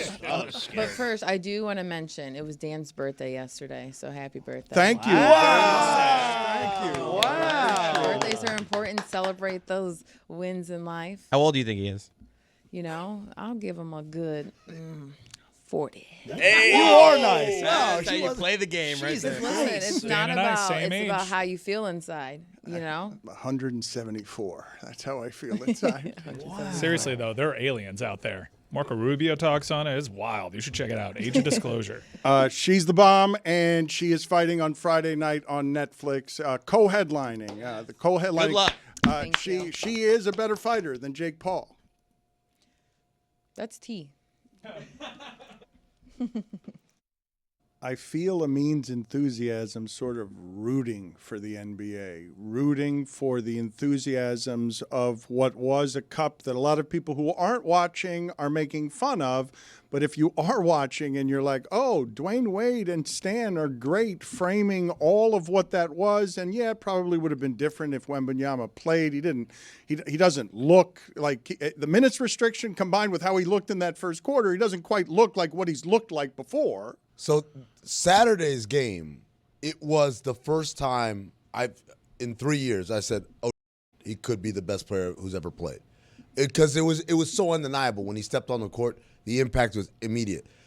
Last night, not as much, but he still had a decent game. It was the end. He didn't have a good ending to the game, and I think that's part of his growth, learning how to find his spots, especially when things are slipping away the way that they were. But then, when you talk about the enthusiasm about the NBA Cup, it's one of those things. I made this analogy the other day. So, Defensive Player of the Year, we would consider that to be an important, prestigious award, yes? Yeah. Every player, or most players, like they won Depoy, that'd be a big deal for them, right? Depoy's like 42 years old, right? Like it's not something that's existed since Bill Russell. It happened in the 80s. And so I tell people, imagine if Depoy was an award we created now. What would we say? Oh, that's just they get to the guys who got no bag. That's what they would say. It would be such a dismissal. That's dumb. Oh, because guys can't score, now we have to make them feel good. We would have all of these ridiculous counter arguments. But the reality is, if you institute something and just have some amount of consistency, well, this is something we do every year and we care about it, people will eventually care. When Juju said 20 years from now there's going to be a kid, man, I think it's 10 years. It's a 10-year-old now who's watching and saw the Knicks celebrate and Karl Anthony Towns go crazy and Jalen Brunson win MVP. It's like, I want to do that when I get to the league. They're going to have to sort out, though, all of the condensed scheduling in the beginning of the season. You've got John Hollinger getting called out individually by the NBA because he's saying, yo, there's a lot of injuries happening, and I think it has to do with the cup. So that's something that I think a lot of Big J journalists are feeling is a threat to the cup's longevity. So the commissioner addressed this again last night, and it's one of those things. Actually, in the break, I was talking with Jeremy. Did he say there's nothing he can do about it? Jeremy and Zach. It's out of my hands. You guys were yelling at each other. Jeremy was off today, and I saw him pop up out of nowhere. I don't even know where he was. He came in. You, Zaz, and Amin were yelling at each other for 5 minutes here before the bomb came in here. So, at the risk of really ruining the flow of the show to something I know is catnip for Dan, this is a great journalism conversation about press conference, logistics, and politics and whatsoever, right? So, Trista, to your question, the problem with that is they like to seize on the thing that they can attack and not necessarily the overall point. Overall point, John Hodges is saying is like, hey, injuries are up. Soft tissue injuries are up. But the problem is he opens the door by saying this condensed schedule. The league is like, we got it. Here's 10 years of data that shows that our schedule is not more condensed than it has been over the last 10 years. It's basically within the same range, which I believe is accurate. The games aren't more condensed. Except for they're more impactful because players are trying harder, et cetera. But, again, that's when you use the terminology condensed, it means too many within a small amount of time, and they're like, oh, we have a counter for that. It avoids the soft tissue injury conversation. It avoids maybe the games are more impactful, more meaningful. The thing we were talking about with Zaz and Jeremy was the Tim Reynolds question to the commissioner about this Miami Heat thing. And I said the problem is, what the question should have been is, why can't they trade Terry Rozier's contract? That was my problem. I didn't care about the draft pick. I understand not establishing that precedent. I don't. Some dude tears his ACL. You'd be like, we want the pick back. It's the same thing. It's not the same thing. I didn't even think about the pick. The pick is stupid. Whatever. To me, it's moving the contract. Being able to trade the contract because that has value. I'd argue it has more value than the first-round pick because it's an expiring deal and you need contracts to match up. That's the big one. But Adam Silver's like, oh, I don't know what to do. I don't know. That's a spot-on impression of Adam Silver. I feel like he's right here with us. But to the point that Mike is making, if Tim Reynolds makes his question about that, now we've boxed the commissioner in. but he gives the commissioner an out because Adam Silver's really smart. He's How really should good. it have been framed? Don't talk about the pick. Talk about their Can they move ability the to move the contract. Because the moment he starts saying, pick, maybe it's 27, maybe it's 28, what kind of relief can you offer the Heat? Adam Silver's like, boom, he asked me the thing this one's easy. So I'm going to focus my answer around the pick rather than around the part that really has some wiggle room to it. I understand why it is that you guys would get caught up in gambling investigation, draft pick, transaction, commissioner handling it wrong.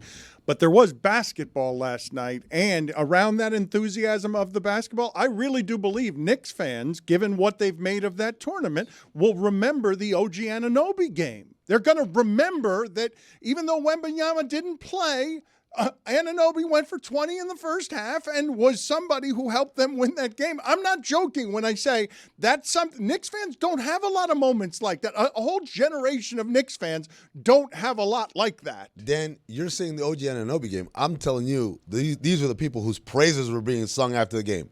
Number one, Tyler Kolek. That guy became someone now in New York. When he goes back, he's not paying for drinks anymore. He's Tyler Kolek, right? Number two, Jordan Clarkson. Jordan Clarkson was really big coming off the bench, offensive spark. He had some big threes. He flexed. He roared, all those things. Number three, Ariel Hukporti. He only played like a couple of minutes or whatever, but Mike Brown shouted him out on the press conference. Do you guys not think it's weird, though? Honestly, do you not think it's weird that someone like Greg Cody, who says, stop talking to me about this made-up cup, how it is that with very little information and not feeling the enthusiasm around it, he would say, really, I have to pay him $500,000 to care? To create the enthusiasm around a game, I've got to incentivize in the middle of the season. I'm going to give each player $500,000 and watch how he cares if he wins this game. Isn't that also because they're playing an 83rd game? Like, the players do need to be paid for an 83rd game, right? Yeah, I mean, so last night's game does not count towards statistics or records or anything like that. It was just a championship. So, yeah, there is a compensation element. But, again, no one's lying about themselves. Like, it's because we make them play more. It's like, no, this was an incentive to make them treat this as something special and different from a regular season game. It does feel in year 3, it's finding its footing a little bit more. Players are grasping the concept and trying more. Amin's point was interesting in that anytime you trot out something new, cynicism and social media just makes everything so lame at the start. I really can't remember so many things. I think the Four Nations was refreshing in that it was like they just invented this thing. The players were bought in, and the viewers and media alike were like, this thing is awesome. Buy-in is hugely important. I also don't want to move too far away from Dwayne Wade and Stan. Were great together. Are we being last homers night. there? No. No. I'm not. Just asking the question. I'm not a huge fan of Dwayne's broadcasting. I like him, but I don't think he's a great broadcaster. Just he's learning, and I don't mean this as any kind of insult. But with Stan, I saw more of him. Bam. So exactly, I should say bam because that means something different around here. So when I saw Dwayne doing the Olympics with Noah Eagle, I thought he was awful because everything just became a story about him, and instead of like talking about the action. But with all of these guys, and I know this because I've been in this position in the studio show, with all of these guys, if you have the right facilitator, someone who knows how to bring that stuff out, then they turn into a different person. And I'm like you, Dan. I went back and I watched some stuff, and I'm like, whoa, hold on. He's really good when he's got someone to kind of be a little bit more of a governor as opposed to kind of just letting him, hey, it's Dwayne Wade, he's one of the greatest players, let him say whatever he wants. It's always interesting to me, right? Because so many of these guys have gone from championships to trying to develop a second career where they were as competitive as they were at the first. I imagine Dwayne has been very frustrated by not being able to find the right partner without even understanding that he needs one. How would you explain the content game in a way that fast forwards Dwayne? It's got to be someone you like and respect, someone who knows some of the structure, someone who will give you the room. You don't have to do it all yourself with producers who are afraid to tell you anything in the way of critique. When you actually want coaching and they don't understand that you want critique, they're afraid because you're Dwayne Wade. Yeah, as a woman of faith, it jumped off to me on the screen last night. And that's what I feel like me and Trista have discovered over at the Alley-Oop. I thought I was awesome. I thought I could do anything. But you bring in Trista, someone who knows what she's talking about and has been doing this. Alley-Oop. That's a good plug. Hakeem Jeffries next. Hakeem Jeffries was going to join us here, and then there was a bunch of scampering, and I saw an American flag whisked in the wind as people ran in and out of a room because things are happening in the country slightly larger than the Knicks winning the cup. And so we will get to Hakeem Jeffries here, hopefully, in a second. But before we do that, a number of things here that we have not gotten to, including the Boost Mobile boldest take that I will say has been inconsistent, okay? That's the greatest praise I will give it. A broken record. It has been inconsistent. Look, that's the highest praise I'm giving the Boost Here's a Mobile broken boldest record. take. Please stop introducing it this way. 305-486-GOTS is the telephone number. I want the audience to get better at these calls. But we all disagree with you. We think they've been just fine. Yes. Damn right. Damn near good, I'd say. Yeah, this is great. A great segment and a great partner, Boost. It's the Boost Mobile boldest take, and it's presented by Boost Mobile, the newest 5G network in the country. Brunch is just an excuse to drink alcohol with your eggs. Dazzler looks like a skeleton wrapped in masking tape. John Cena's working with a hair system, right? Limited fake Joe Sagaki going on a Le Batard rant about Notre Dame not making the CFP. Hey, Notre Dame! More like Notre Lame! Every time Tony says, I got a guy, I picture Eugenio Suarez from the Seattle Mariners. Catholics versus convicts, more like hypocrites versus convicts. I think the reason Mike Ryan wanted Miami into the playoffs over Notre Dame is because Miami won the head-to-head matchup over Notre Dame. Jonathan Zaslow looks like the guy who tried skateboarding at 13, tore his hamstring, and never rode again, only to be found at the local park every weekend, tapping up the youngins, reliving the good old days. Jared Goff looks like the adult version of the kid in your neighborhood who always had a Kool-Aid mustache and would snitch on you every time to his mom, and his mom is Jackie McMullen. Hakeem Jeffries was sitting through that, listening to that, wondering what the hell this show is all about. What else is he doing? They're very busy trying to lead our country. He's been proudly representing New York's 8th congressional district since 2013. So I believe last night is his greatest sports moment in all of New York time, correct? Like, you look at him smiling. Are you busy planning the parade? Well, that would definitely be my greatest New York Knicks sports moment of all time. I'm a long-suffering Knicks fan. I'm also a Yankee fan. I'm a Jets fan, so that's a disaster.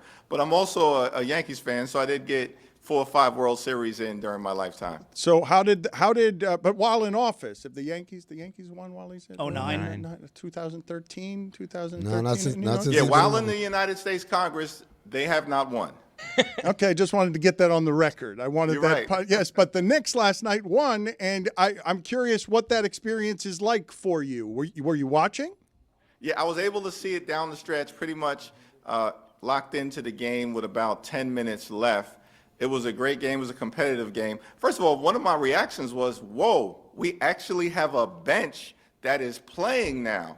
It's a foreign experience based on what we've seen over the last 4 or 5 years. So it was great to see, Kotek and Clarkson and, of course, Mitchell Robinson do his thing. I think he had 10 offensive rebounds in like 20 minutes. That was a shot at Thibodeau. That was a shot at Thibodeau, wasn't it? It was. Not using his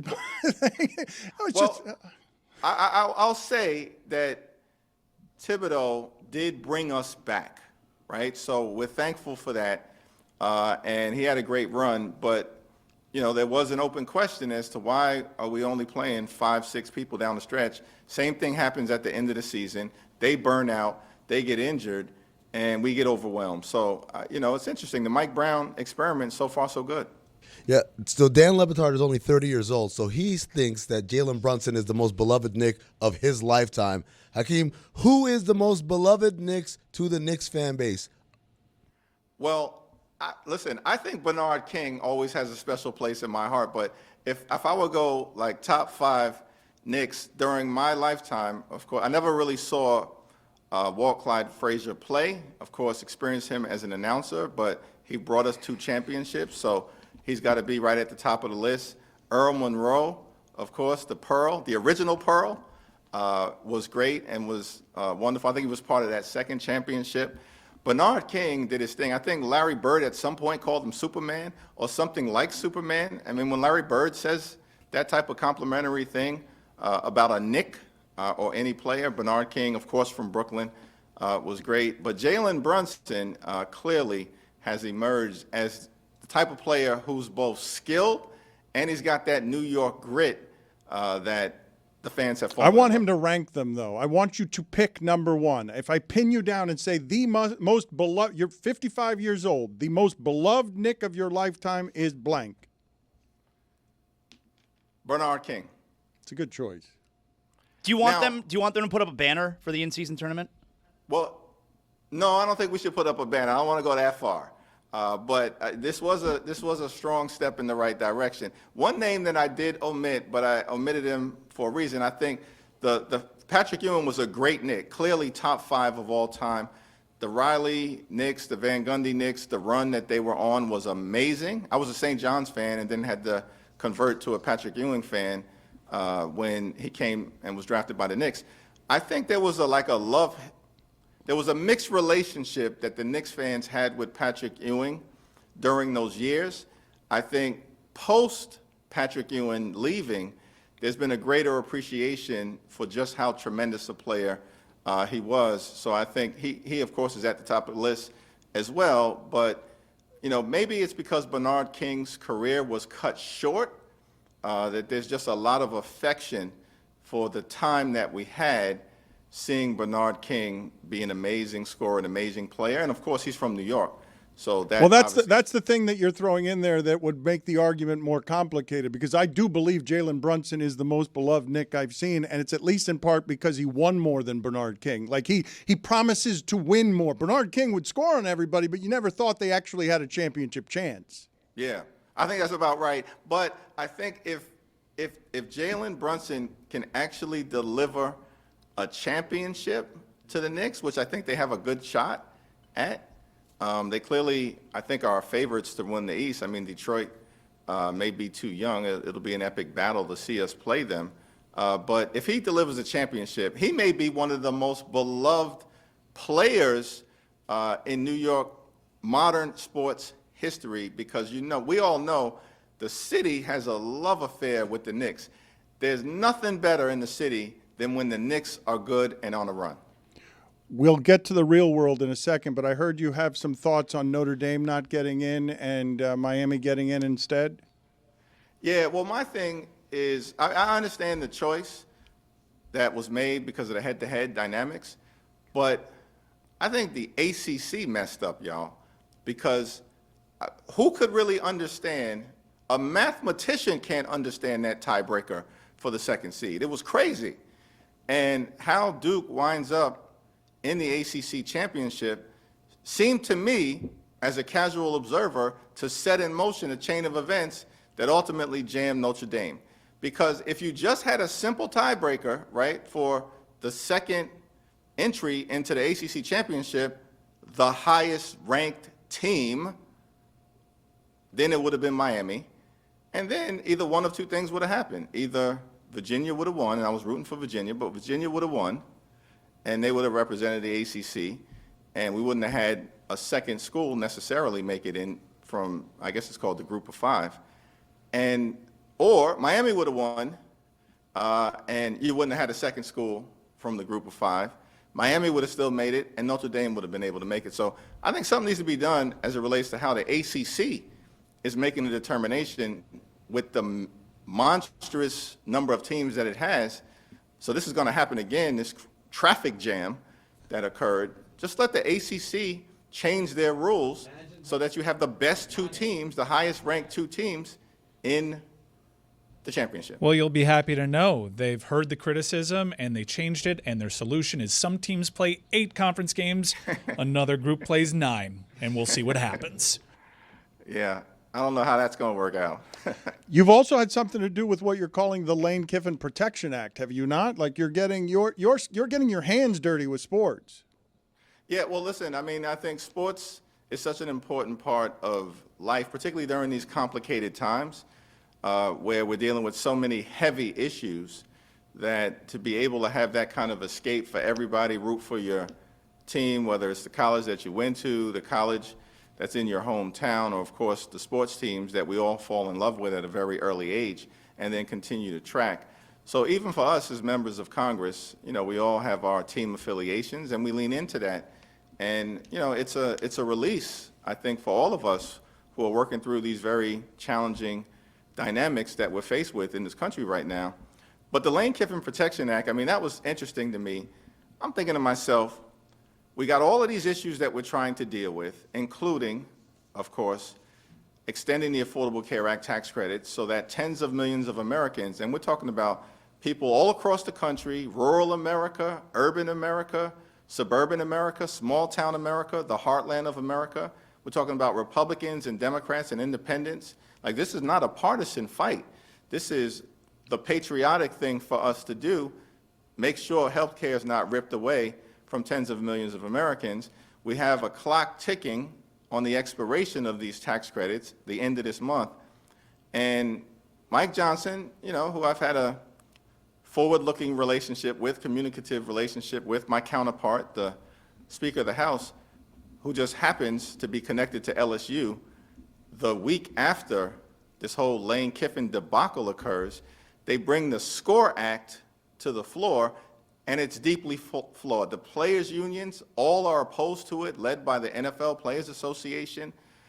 It doesn't necessarily provide college athletes with, the type of compensation structure that I think many of us believe would be fair at this moment in time. It does nothing to rein in, sort of outlaw behavior by some of the college coaches that we've seen, but would constrain the ability of college athletes to really earn what they should be earning or negotiate safe, healthy working conditions as they're playing these major sports. And so I thought it was a fundamental mistake that they even brought this bill to the floor.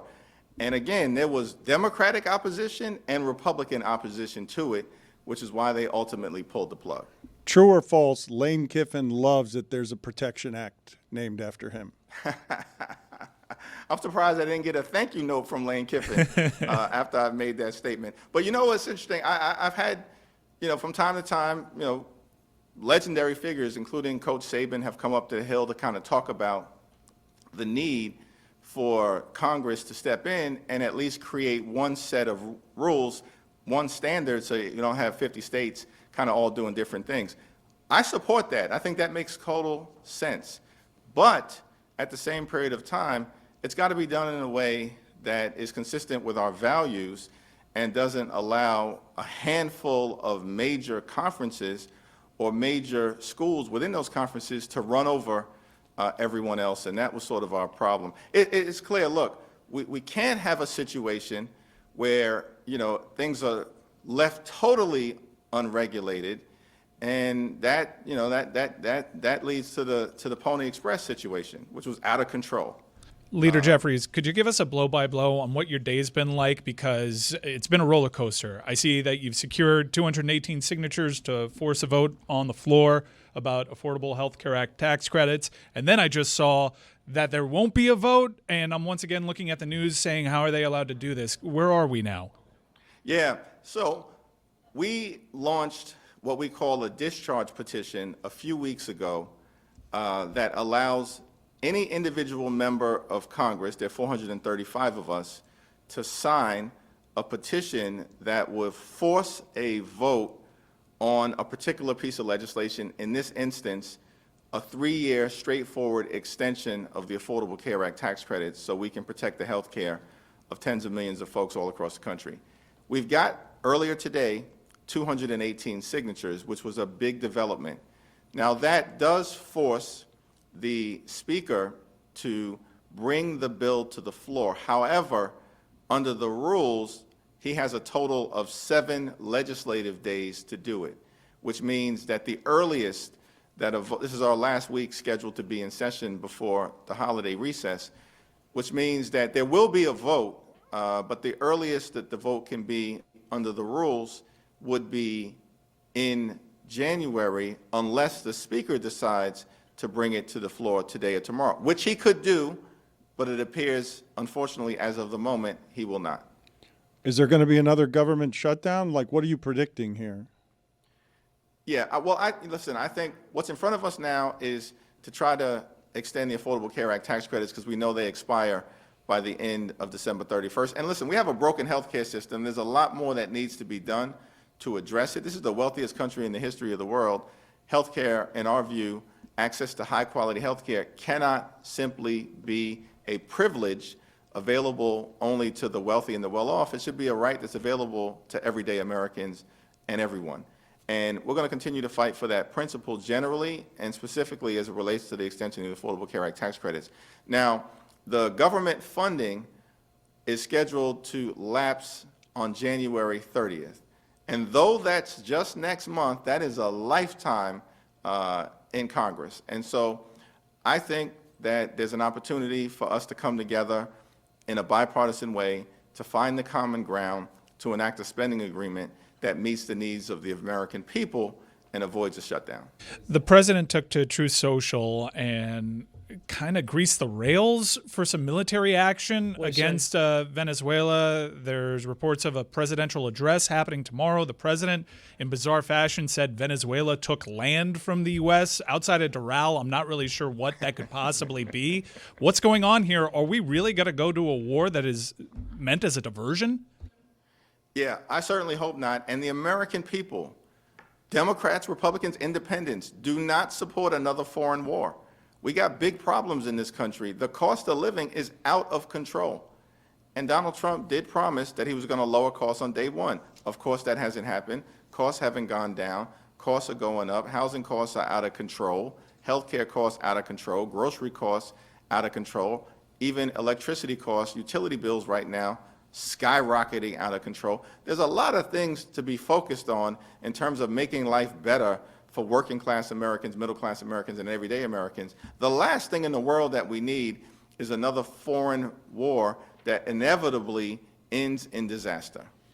What percentage of people call you Hakeem and what percentage call you leader? Because Chris Cody didn't really, it seemed awkward. It felt awkward to Chris Cody to hear Mike Ryan call you Leader Jeffries. Yeah, it is an interesting title, but most people, listen, when I'm back at home, people call me Hakeem, and you know, for me, I've always interpreted it as a sign that I've been as effective as I can be in establishing a close relationship with the people that I'm privileged to serve. And, you know, it's something that we'll continue to lean into. You know, in the House, we kind of view the institution based on what the framers set forth as the institution closest to the American people. It's the reason why we have these 2-year terms. We got to go back to the voters every 2 years to have our employment contract renewed, because the framers of the Constitution wanted us to stay close to the American people. And there are a variety of ways to do it, but the familiarity in terms of how constituents I'm privileged to serve call me by my first name is always something that I've been that I've embraced. Thank you, Leader Jeffries. We appreciate the time, sir. Thank you all. Applause from Juju. Juju giving applause there. I was not expecting applause Bernard King is from the a other good room. answer. Yeah, it is an excellent answer, is it not? I wanted to get to something that Zaslow told us before the show here. I don't understand this rash of strange dreams he's having. 2 days ago, he dreamt that he was co-hosting a show with Giannis. Look at Amin getting So now engaged. we want to do dream talk. Okay. Amin, look at how engaged Amin gets here. Amin the Dream. He has a lot of dreams that are weird as well, but you've got another weird one. The first one was 2 days ago. You woke up, you were hosting a radio show with Giannis Antetokounmpo. Yeah. You were not sure why he was so weak on football. You had to cover for him as your co-host. He was only strong on basketball. What was your dream? Oh, I mean, you had not heard that was Zaslow's dream? Yes, there was just, of all the dreams I thought that Zaz would have involving Giannis, him doing a show with Giannis where he was here and Giannis was in Milwaukee and they were just doing ESPN radio was not what I had on the list. What was your dream last night? So I have very, vivid dreams. I remember them. And sometimes, you'll have do you ever have a dream, where you wake up finally in the morning and you're in a bad mood because of the dream? Yes. Yeah. So that happened to me today. All right. I woke up in I was anxious and I was sad in my heart. I was sad because my dream last night, my wife was I'm not going to say she was cheating on me. What? She was openly having an affair, all right? I think that's cheating. That is cheating on you. No, but I say it like that because she was doing it right in front of me. You know, like I feel like Hell cheating yeah. is like behind your back, you know? like something you're into it almost. Like you're a cuck?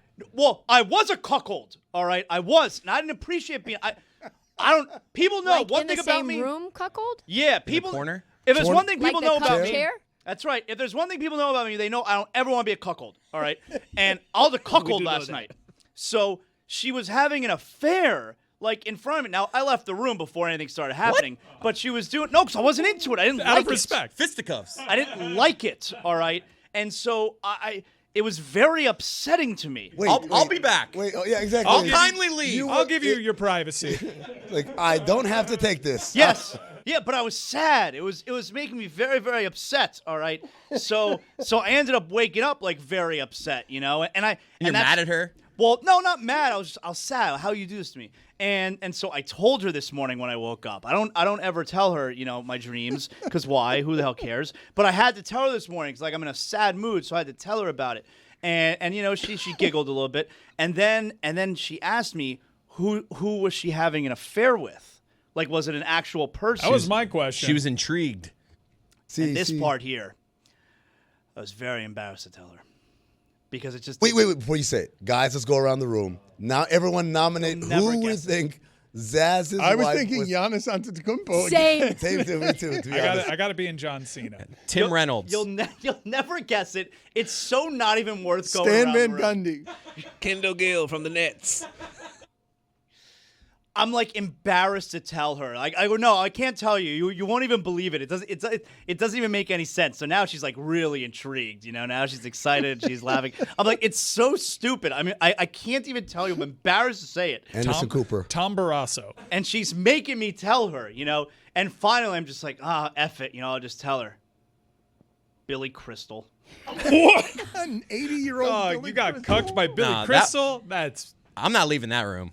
I'm staying in there. I'm curious. It was so stupid. He starts doing show tunes in the middle of it. Honestly, you had laid out one of the few situations where I might be cool with it. Yep. It was. I'd be like, fist me, Billy. I mean, I was a cuckold, right? What is With it? Billy Crystal. Fist me? That is the appropriate response there. If you don't have any context for You're what gonna it regret is having that that Mike isolated. was doing. Zaslow, I have a number of follow-up questions. So Who else is in the club? you're in the room. You're in, what is it? Is it your bedroom? It was a bedroom that had two different beds. I was in I like one your bed. style. I A love sex Lucy. bed and a And sleep they bed. were in the other bed. And before I left the room, like I took the sheets. I'm like, I'm not staying in this room. And I went to another room. So many questions. Two single beds or two? I don't know. I I didn't got 'em bring as out queens. tape Two measures, master right? beds Like a because hotel. that's how Yeah. Billy Crystal does it. Two master beds or two single beds? I think they were definitely bigger than single. Like a queen, I'd say. Yeah. Okay, but you don't recognize the room. I don't. Are they dressed? Are they dressed? I was like not looking. I didn't like it, you know? They were in the bed. So Billy Crystal's in the bed. Is he wearing shoes, socks? Is it like how far? I wasn't looking. I was like, I don't like this. Is all he right? doing his Muhammad Ali impression? Or Sammy Davis Jr.?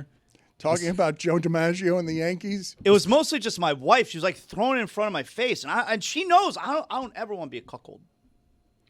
Well, She you knows left- that. How does she know that? You've told her that? Well, If I mean, there's she just one knows. thing that people know You gotta about. It's cover the all number that. one. Everyone knows You that. gotta cover all your bases. It's usually implied. Everyone knows that. If there's one thing that people know about Zaslow, it's that he doesn't want to. Don't make me a cuckold. It's- Top of the LinkedIn profile. It's true. I was at NBA Cup and people were asking, "How's Zazzle?" He's People fine. I always was like, say "So is he still not a cuckold?" Yeah, well, apparently not.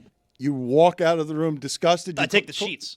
Leaving is a wild move. I took the sheets with me. Well, he doesn't want to be a cuckold. If he leaves, he's not a cuckold, right? If he You leaves, just say, hey, stop that. And like I felt like I felt bad. I was upset. Hold on, Dan. You said if he leaves, he's not a cuckold. What if he has a glass to the door and he's eavesdropping? No. Does that make him a cuckold? I didn't do that. Like I wasn't deriving any kind of pleasure from it. I didn't like it. the opposite. You're the opposite of a cuckold. As people say. When you shared that it was Billy Crystal, how did that land? I mean, she howled. How Ooh, else would with pleasure? No, with laughter and how stupid I am. How stupid this dream is. Said it could. And then she changed her iPhone password. My dream wasn't that wild. And then someone said, I'll have what she's having. I'll get to your dream in a second. R.I.P. Just out of curiosity, because I still have questions. Is it Billy Crystal now at 80? Yeah, she asked me that too. Yes. No, City Slickers. It was like Billy Crystal today. I had to forget Paris, Billy Crystal. No, it was today. Forget Paris. Billy Crystal could lift anybody's chick. Harry Met Sally, Billy Crystal could too. Throw Mama from the Train. He had a run, didn't he? He did have a run. What was the movie he did with Gregory Hines? Can't remember. Buddy cop movie. No, that was the first one. I thought that was his. I thought that was the first one that he did. I'm sorry, Gregory Zaslow. Hines. I didn't like it. I woke up. I was very upset this morning.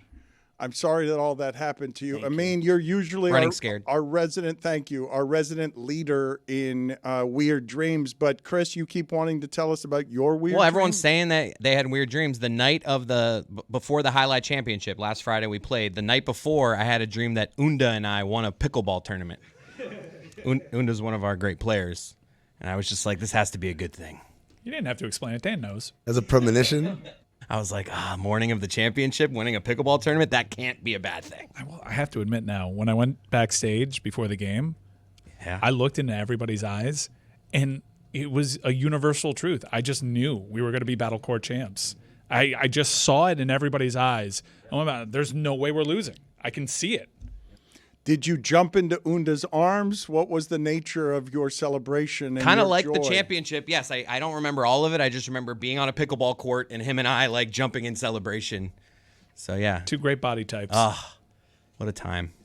I mean, do you feel left out here as Chris and Zaslow give us some of their weird dreams? Have you had any weird dreams recently? I sure did. Just 2 nights ago, I had a dream that I was part of an ownership group for an NBA team. But the main owner, the majority owner, was like an Eastern European MMA fighter, like an older guy. And so we were sitting, I'm sitting on the right side of the bench, and his courtside seats are on the left side of the bench. And the opposing team throws the ball off of one of our guys, and so the refs say it's their ball. And the owner says, no, it's of them. And then he starts demanding that the team review it. It's a good owner. And he just keeps going and going. And I'm like, Jesus, no, but that's not, you got to let the guy do his job. And finally, the head coach, he throws a challenge flag or whatever and calls a timeout. And he's frustrated. And I could tell, man, I'm going to have a conversation with this guy because I got to let the owner know he can't do that. But in the moment, I was so embarrassed that I literally slunk away and went to the bathroom. And then, this is the part where the dream gets weird, I levitated. I levitated in the bathroom. So once I got to the bathroom, I did not touch the bathroom floor. I flew about 8 feet high. That's nice. Then your shoes don't get dirty, like the laces don't touch the ground. It's awesome. Yes. So in front of people, you were a coward, but when you got to the bathroom, you had the superpower of being able to levitate. I can fly in my dreams. I have a lot of dreams where I'm just, and it always starts the same way. It's like, what if I jumped and then I didn't land? That's the secret of flying. Put it on the poll, please. Can you fly in your dreams? Because I cannot fly in my dreams, and I believe you're also having the precursor to the dream that wakes everybody up, which is if you can't fly, then you wake up before you hit the ground. You're right. Like that's never happened. I've heard that, yes, but that's never happened. I've had way more falling dreams than flying dreams. Flying all the time, dude. Me too. Always levitating above people. Like, what does that mean? It's always about 8 feet high, too. It's not like in the sky like a bird. It's just like high enough where like I'm not going to hit anyone's head. I get up there. Low enough where people could, if they ran and jumped, they could touch my feet. Trista's shaking her head because you're thinking to yourself that's unusual that Amin would have. We're in agreement that levitating in your dreams is a little strange, especially in this circumstance. It seemed as well that the owner, you gave him an accent of some sort. He absolutely He was had Eastern an accent. European. Eastern European MMA fighter. It feels like front office PTSD from your time in the NBA. Absolutely. It's funny imagining Amin in the middle of the night, wake up out of his sleep and get to writing. This is what I was dreaming, and then I levitated. Okay, night. Well, you got to write it down, Juju, otherwise you're going to forget. I mean, if you wake up in the middle of the night, can you then re-enter the dream when you fall back asleep? It can happen. Because I could do that. I've done it before. You can't can do go it every back time. to the dream? Yeah, I could do that. I try to lock in like Inception. No, All right, see, bring me back in. In my experience, when you try to do it, You don't do it. No, I could do I've it. I've re-entered dreams before, but it's a rare thing. That's a power of mine. I could do that. How much waking up are you doing? Are you just opening your eyes, or are you going to the bathroom, coming back, and No, catching just the rest opening of my the dream? eyes, rolling over. Yeah, no, that for sure I do. But like the getting up and going to the bathroom and coming back, very rarely. Very rarely I have. I didn't know reconnected anybody dream. could put that on the poll at Le Batard Show. Can you go back to your dream Re-enter. after you have awoken? But this is good dream analysis from Trista here. She's saying you have post-front office trauma that as soon as you get away from where the power and the responsibility is, if you could soar freely in the bathroom, you levitate.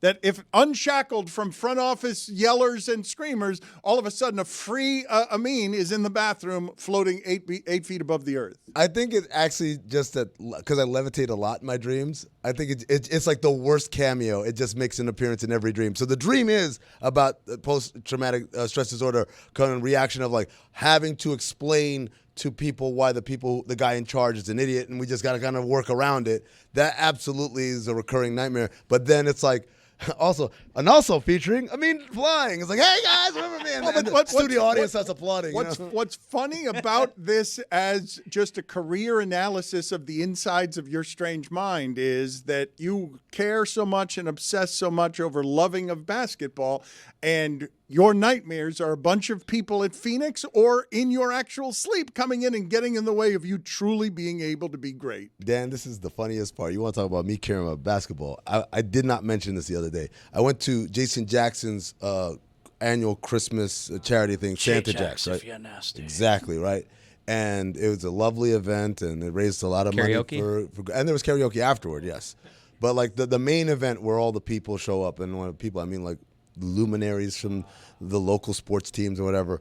And I got into a very deep conversation several times over with several different people who work for the Heat, where I became emotional talking about basketball. Like emotional, like lump in my throat emotional. I mean, I'm not unsurprised by that because just when, and it's actually quite quaint that when you get most excited about basketball, you were starting to talk about 10 toes to the floor. You were saying it was the shock of your life. You were not speaking with any perspective because you had come back from Vegas and your sport feeling alive again to you when a lot of people have been criticizing it for a couple of years, including Mike Ryan, who hasn't necessarily even been watching. And then you come in here and you get emotionally defensive protecting your sport. I think you care about it unreasonably. What makes it unreasonable? I think it's very reasonable. We just detailed his background, and he likes it. It's very reasonable to have a deep passion for it. Anybody that has a passion about anything can identify with that. To dream about it and then levitate is reasonable? I mean, that's a different Like I said, man, thing. that's a cameo appearance. But it's like, It's a recurring character. Could there be a correlation between going to sleep hammered and levitating? How often do you go to sleep hammered? I would have to go to sleep not hammered in order to find out. So it's We not don't have enough data points. It's a love of alcohol, not basketball. The flying part is. Aguardiente. Any of you fly in your dreams? I don't. I always Ever. run fast like the Hulk. I can run real fast and hop, and then I'm falling every time. I was good. I've had dreams where I'm falling all of a sudden, and I'm like, I better wake up because this is not going to end well. That when I wake sounds up. clumsy. I don't have a common thread. Every dream is a new adventure. Really? Yeah. You don't have reruns? No repeats. Dude, when I was like 8 years old, I had the same dream like every night, and it always ended with me flying. Like it was a witch was trying to boil me, and I was tied up in the corner, and then I like wriggled free, and then I would literally get out of there and fly, and I'd land at school. I'm like, oh, this is great. I know how to get home from here. I had that dream like 100 times when I was like 8.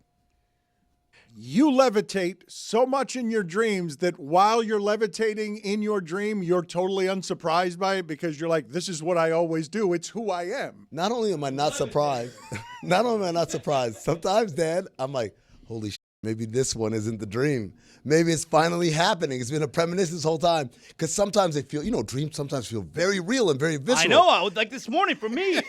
And so all of these very real, very plausible things are happening to you. You're like, oh my God, like, okay, this is real. And then I'm flying. I'm like, wait a second, I can't fly. I'm like, or maybe I can because this isn't a dream. This is reality. And then I wake up like, eh. This is delusion of grandeur at its greatest scale. That Amin, in his heart of hearts, in his soul, believes that he should be capable of levitating. If I try hard enough, all I got to do is jump and then not land. But symbolically, I believe, given that it's a dream about what he literally cares about the most, it's what he thinks he could do if he ran a franchise. He could be Oklahoma City. He could be floating above earth with the best team if it just wasn't for that damn Eastern European owner who, for some reason, threw a challenge flag from a different sport to You must challenge. You must challenge. It's all of them. He just kept yelling, and he's huge because he's a former MMA fighter. So it's like there's a double fear. It's not just he's rich and he could fire us. He could also whoop all our asses. But he was also dumb, correct? Yes, of course. But he's incompetent, and you're better at your job than he is, and he's holding you back. And I felt for the coach. The coach was so frustrated, pissed off. But I'm like, I'll handle it. Don't worry. And then I went to the bathroom. Who is the coach that you felt the worst for in your career? In real life? Yeah. Oh. Wow, that's a great question. I don't know if we have enough time.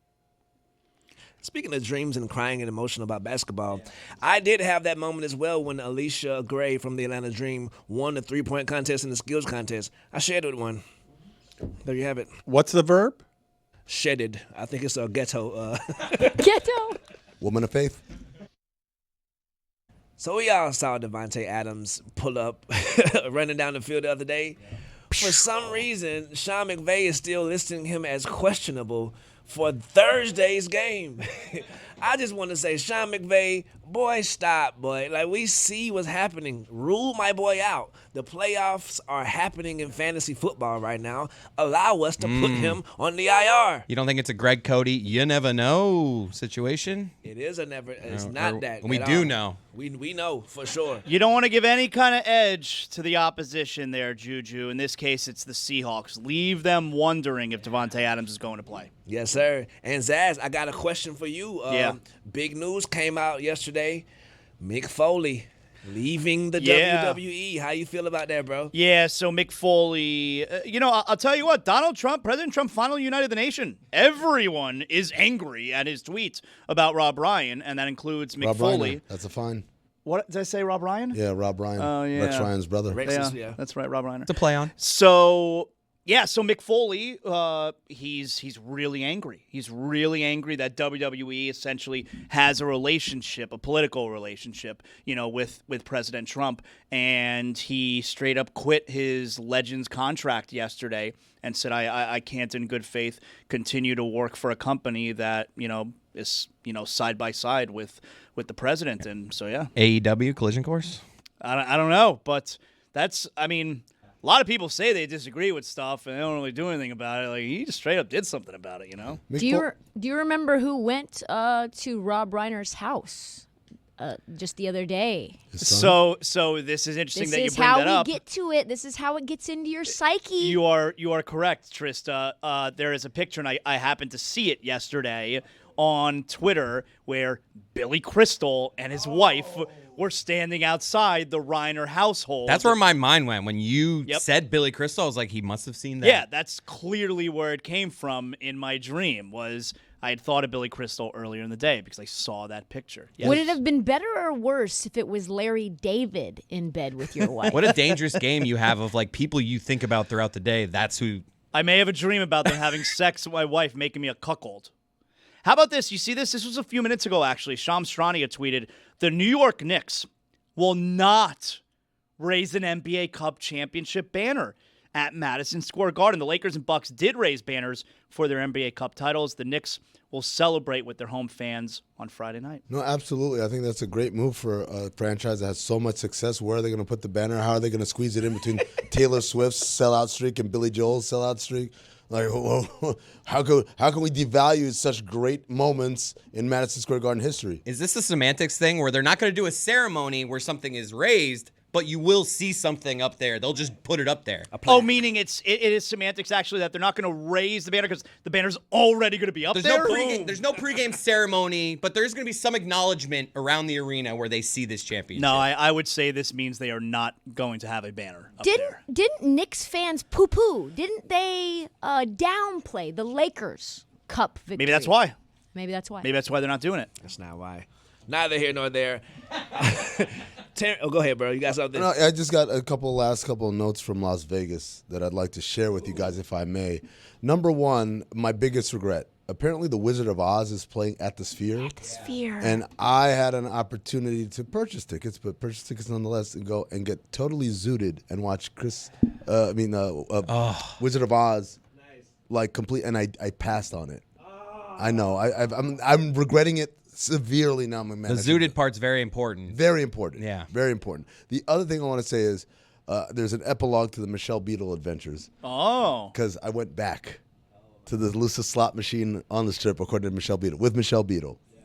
And I swear to God, it was like a fucking instant replay. Really? Because I put it, and I said, this time I said, it's because I went too shallow. I got to go hard. I got to put money in. Like, should have let her go first. I did. Oh, so it's not the same thing. She won $6,700. They ran out of cash. Typically, the guy comes and he puts the code in, and then someone comes out with the stacks of cash. They came up there, it's like, we ran out of cash. Here's a voucher. She had to go to the cage to cash the voucher in. Meanwhile, your boy, couple hundo down, $500. Okay. In the shitter. No, not 500 you made. lost 500. Boom, all of it. This after I had a great run at the roulette wheel. Juju, can we update some polls for today? Yes, sir. Well, I found the polls. Congratulations to Terrence Crawford on a phenomenal career. You know what I mean? 42-0. Can't beat it with a hammer. We only had 2 polls today. Can you fly in your dreams? 74% of the audience says yes, they can. That's right. Gotta remember to try that. It's hard because like when you're in a dream, you don't always know. I know sometimes. It's really easy, Chris. You jump and then you just don't land. But I don't know. Like at the time, I don't know I'm in a dream. But I don't do it like I'm jumping from a building to building. I do it where like I'm standing still, like kind of like Superman. I could just. See, I don't. It's not an explosion for me. It's just I just slowly just rise. So no flapping's involved. No flapping's flapping. involved. What am I, an asshole? There's 3 polls, turns out. Is your wife a total stud? That should be 100. 77% of the audience says yes. I can see that. And the last poll, have you ever had a dream, woke up, and then re-entered that same dream once you fell back asleep? 68% of the audience says yes, they have, and those are your polls. I want every man who said their wife was not a total stud to be put out there on Front Street. That 23% that they voted need no. to be outed. Hold on. Okay. What if the 23% represent women in same-sex relationships where they're the stud, meaning the wife is not? She's the femme. It's 23% have femme wives. And they are studs.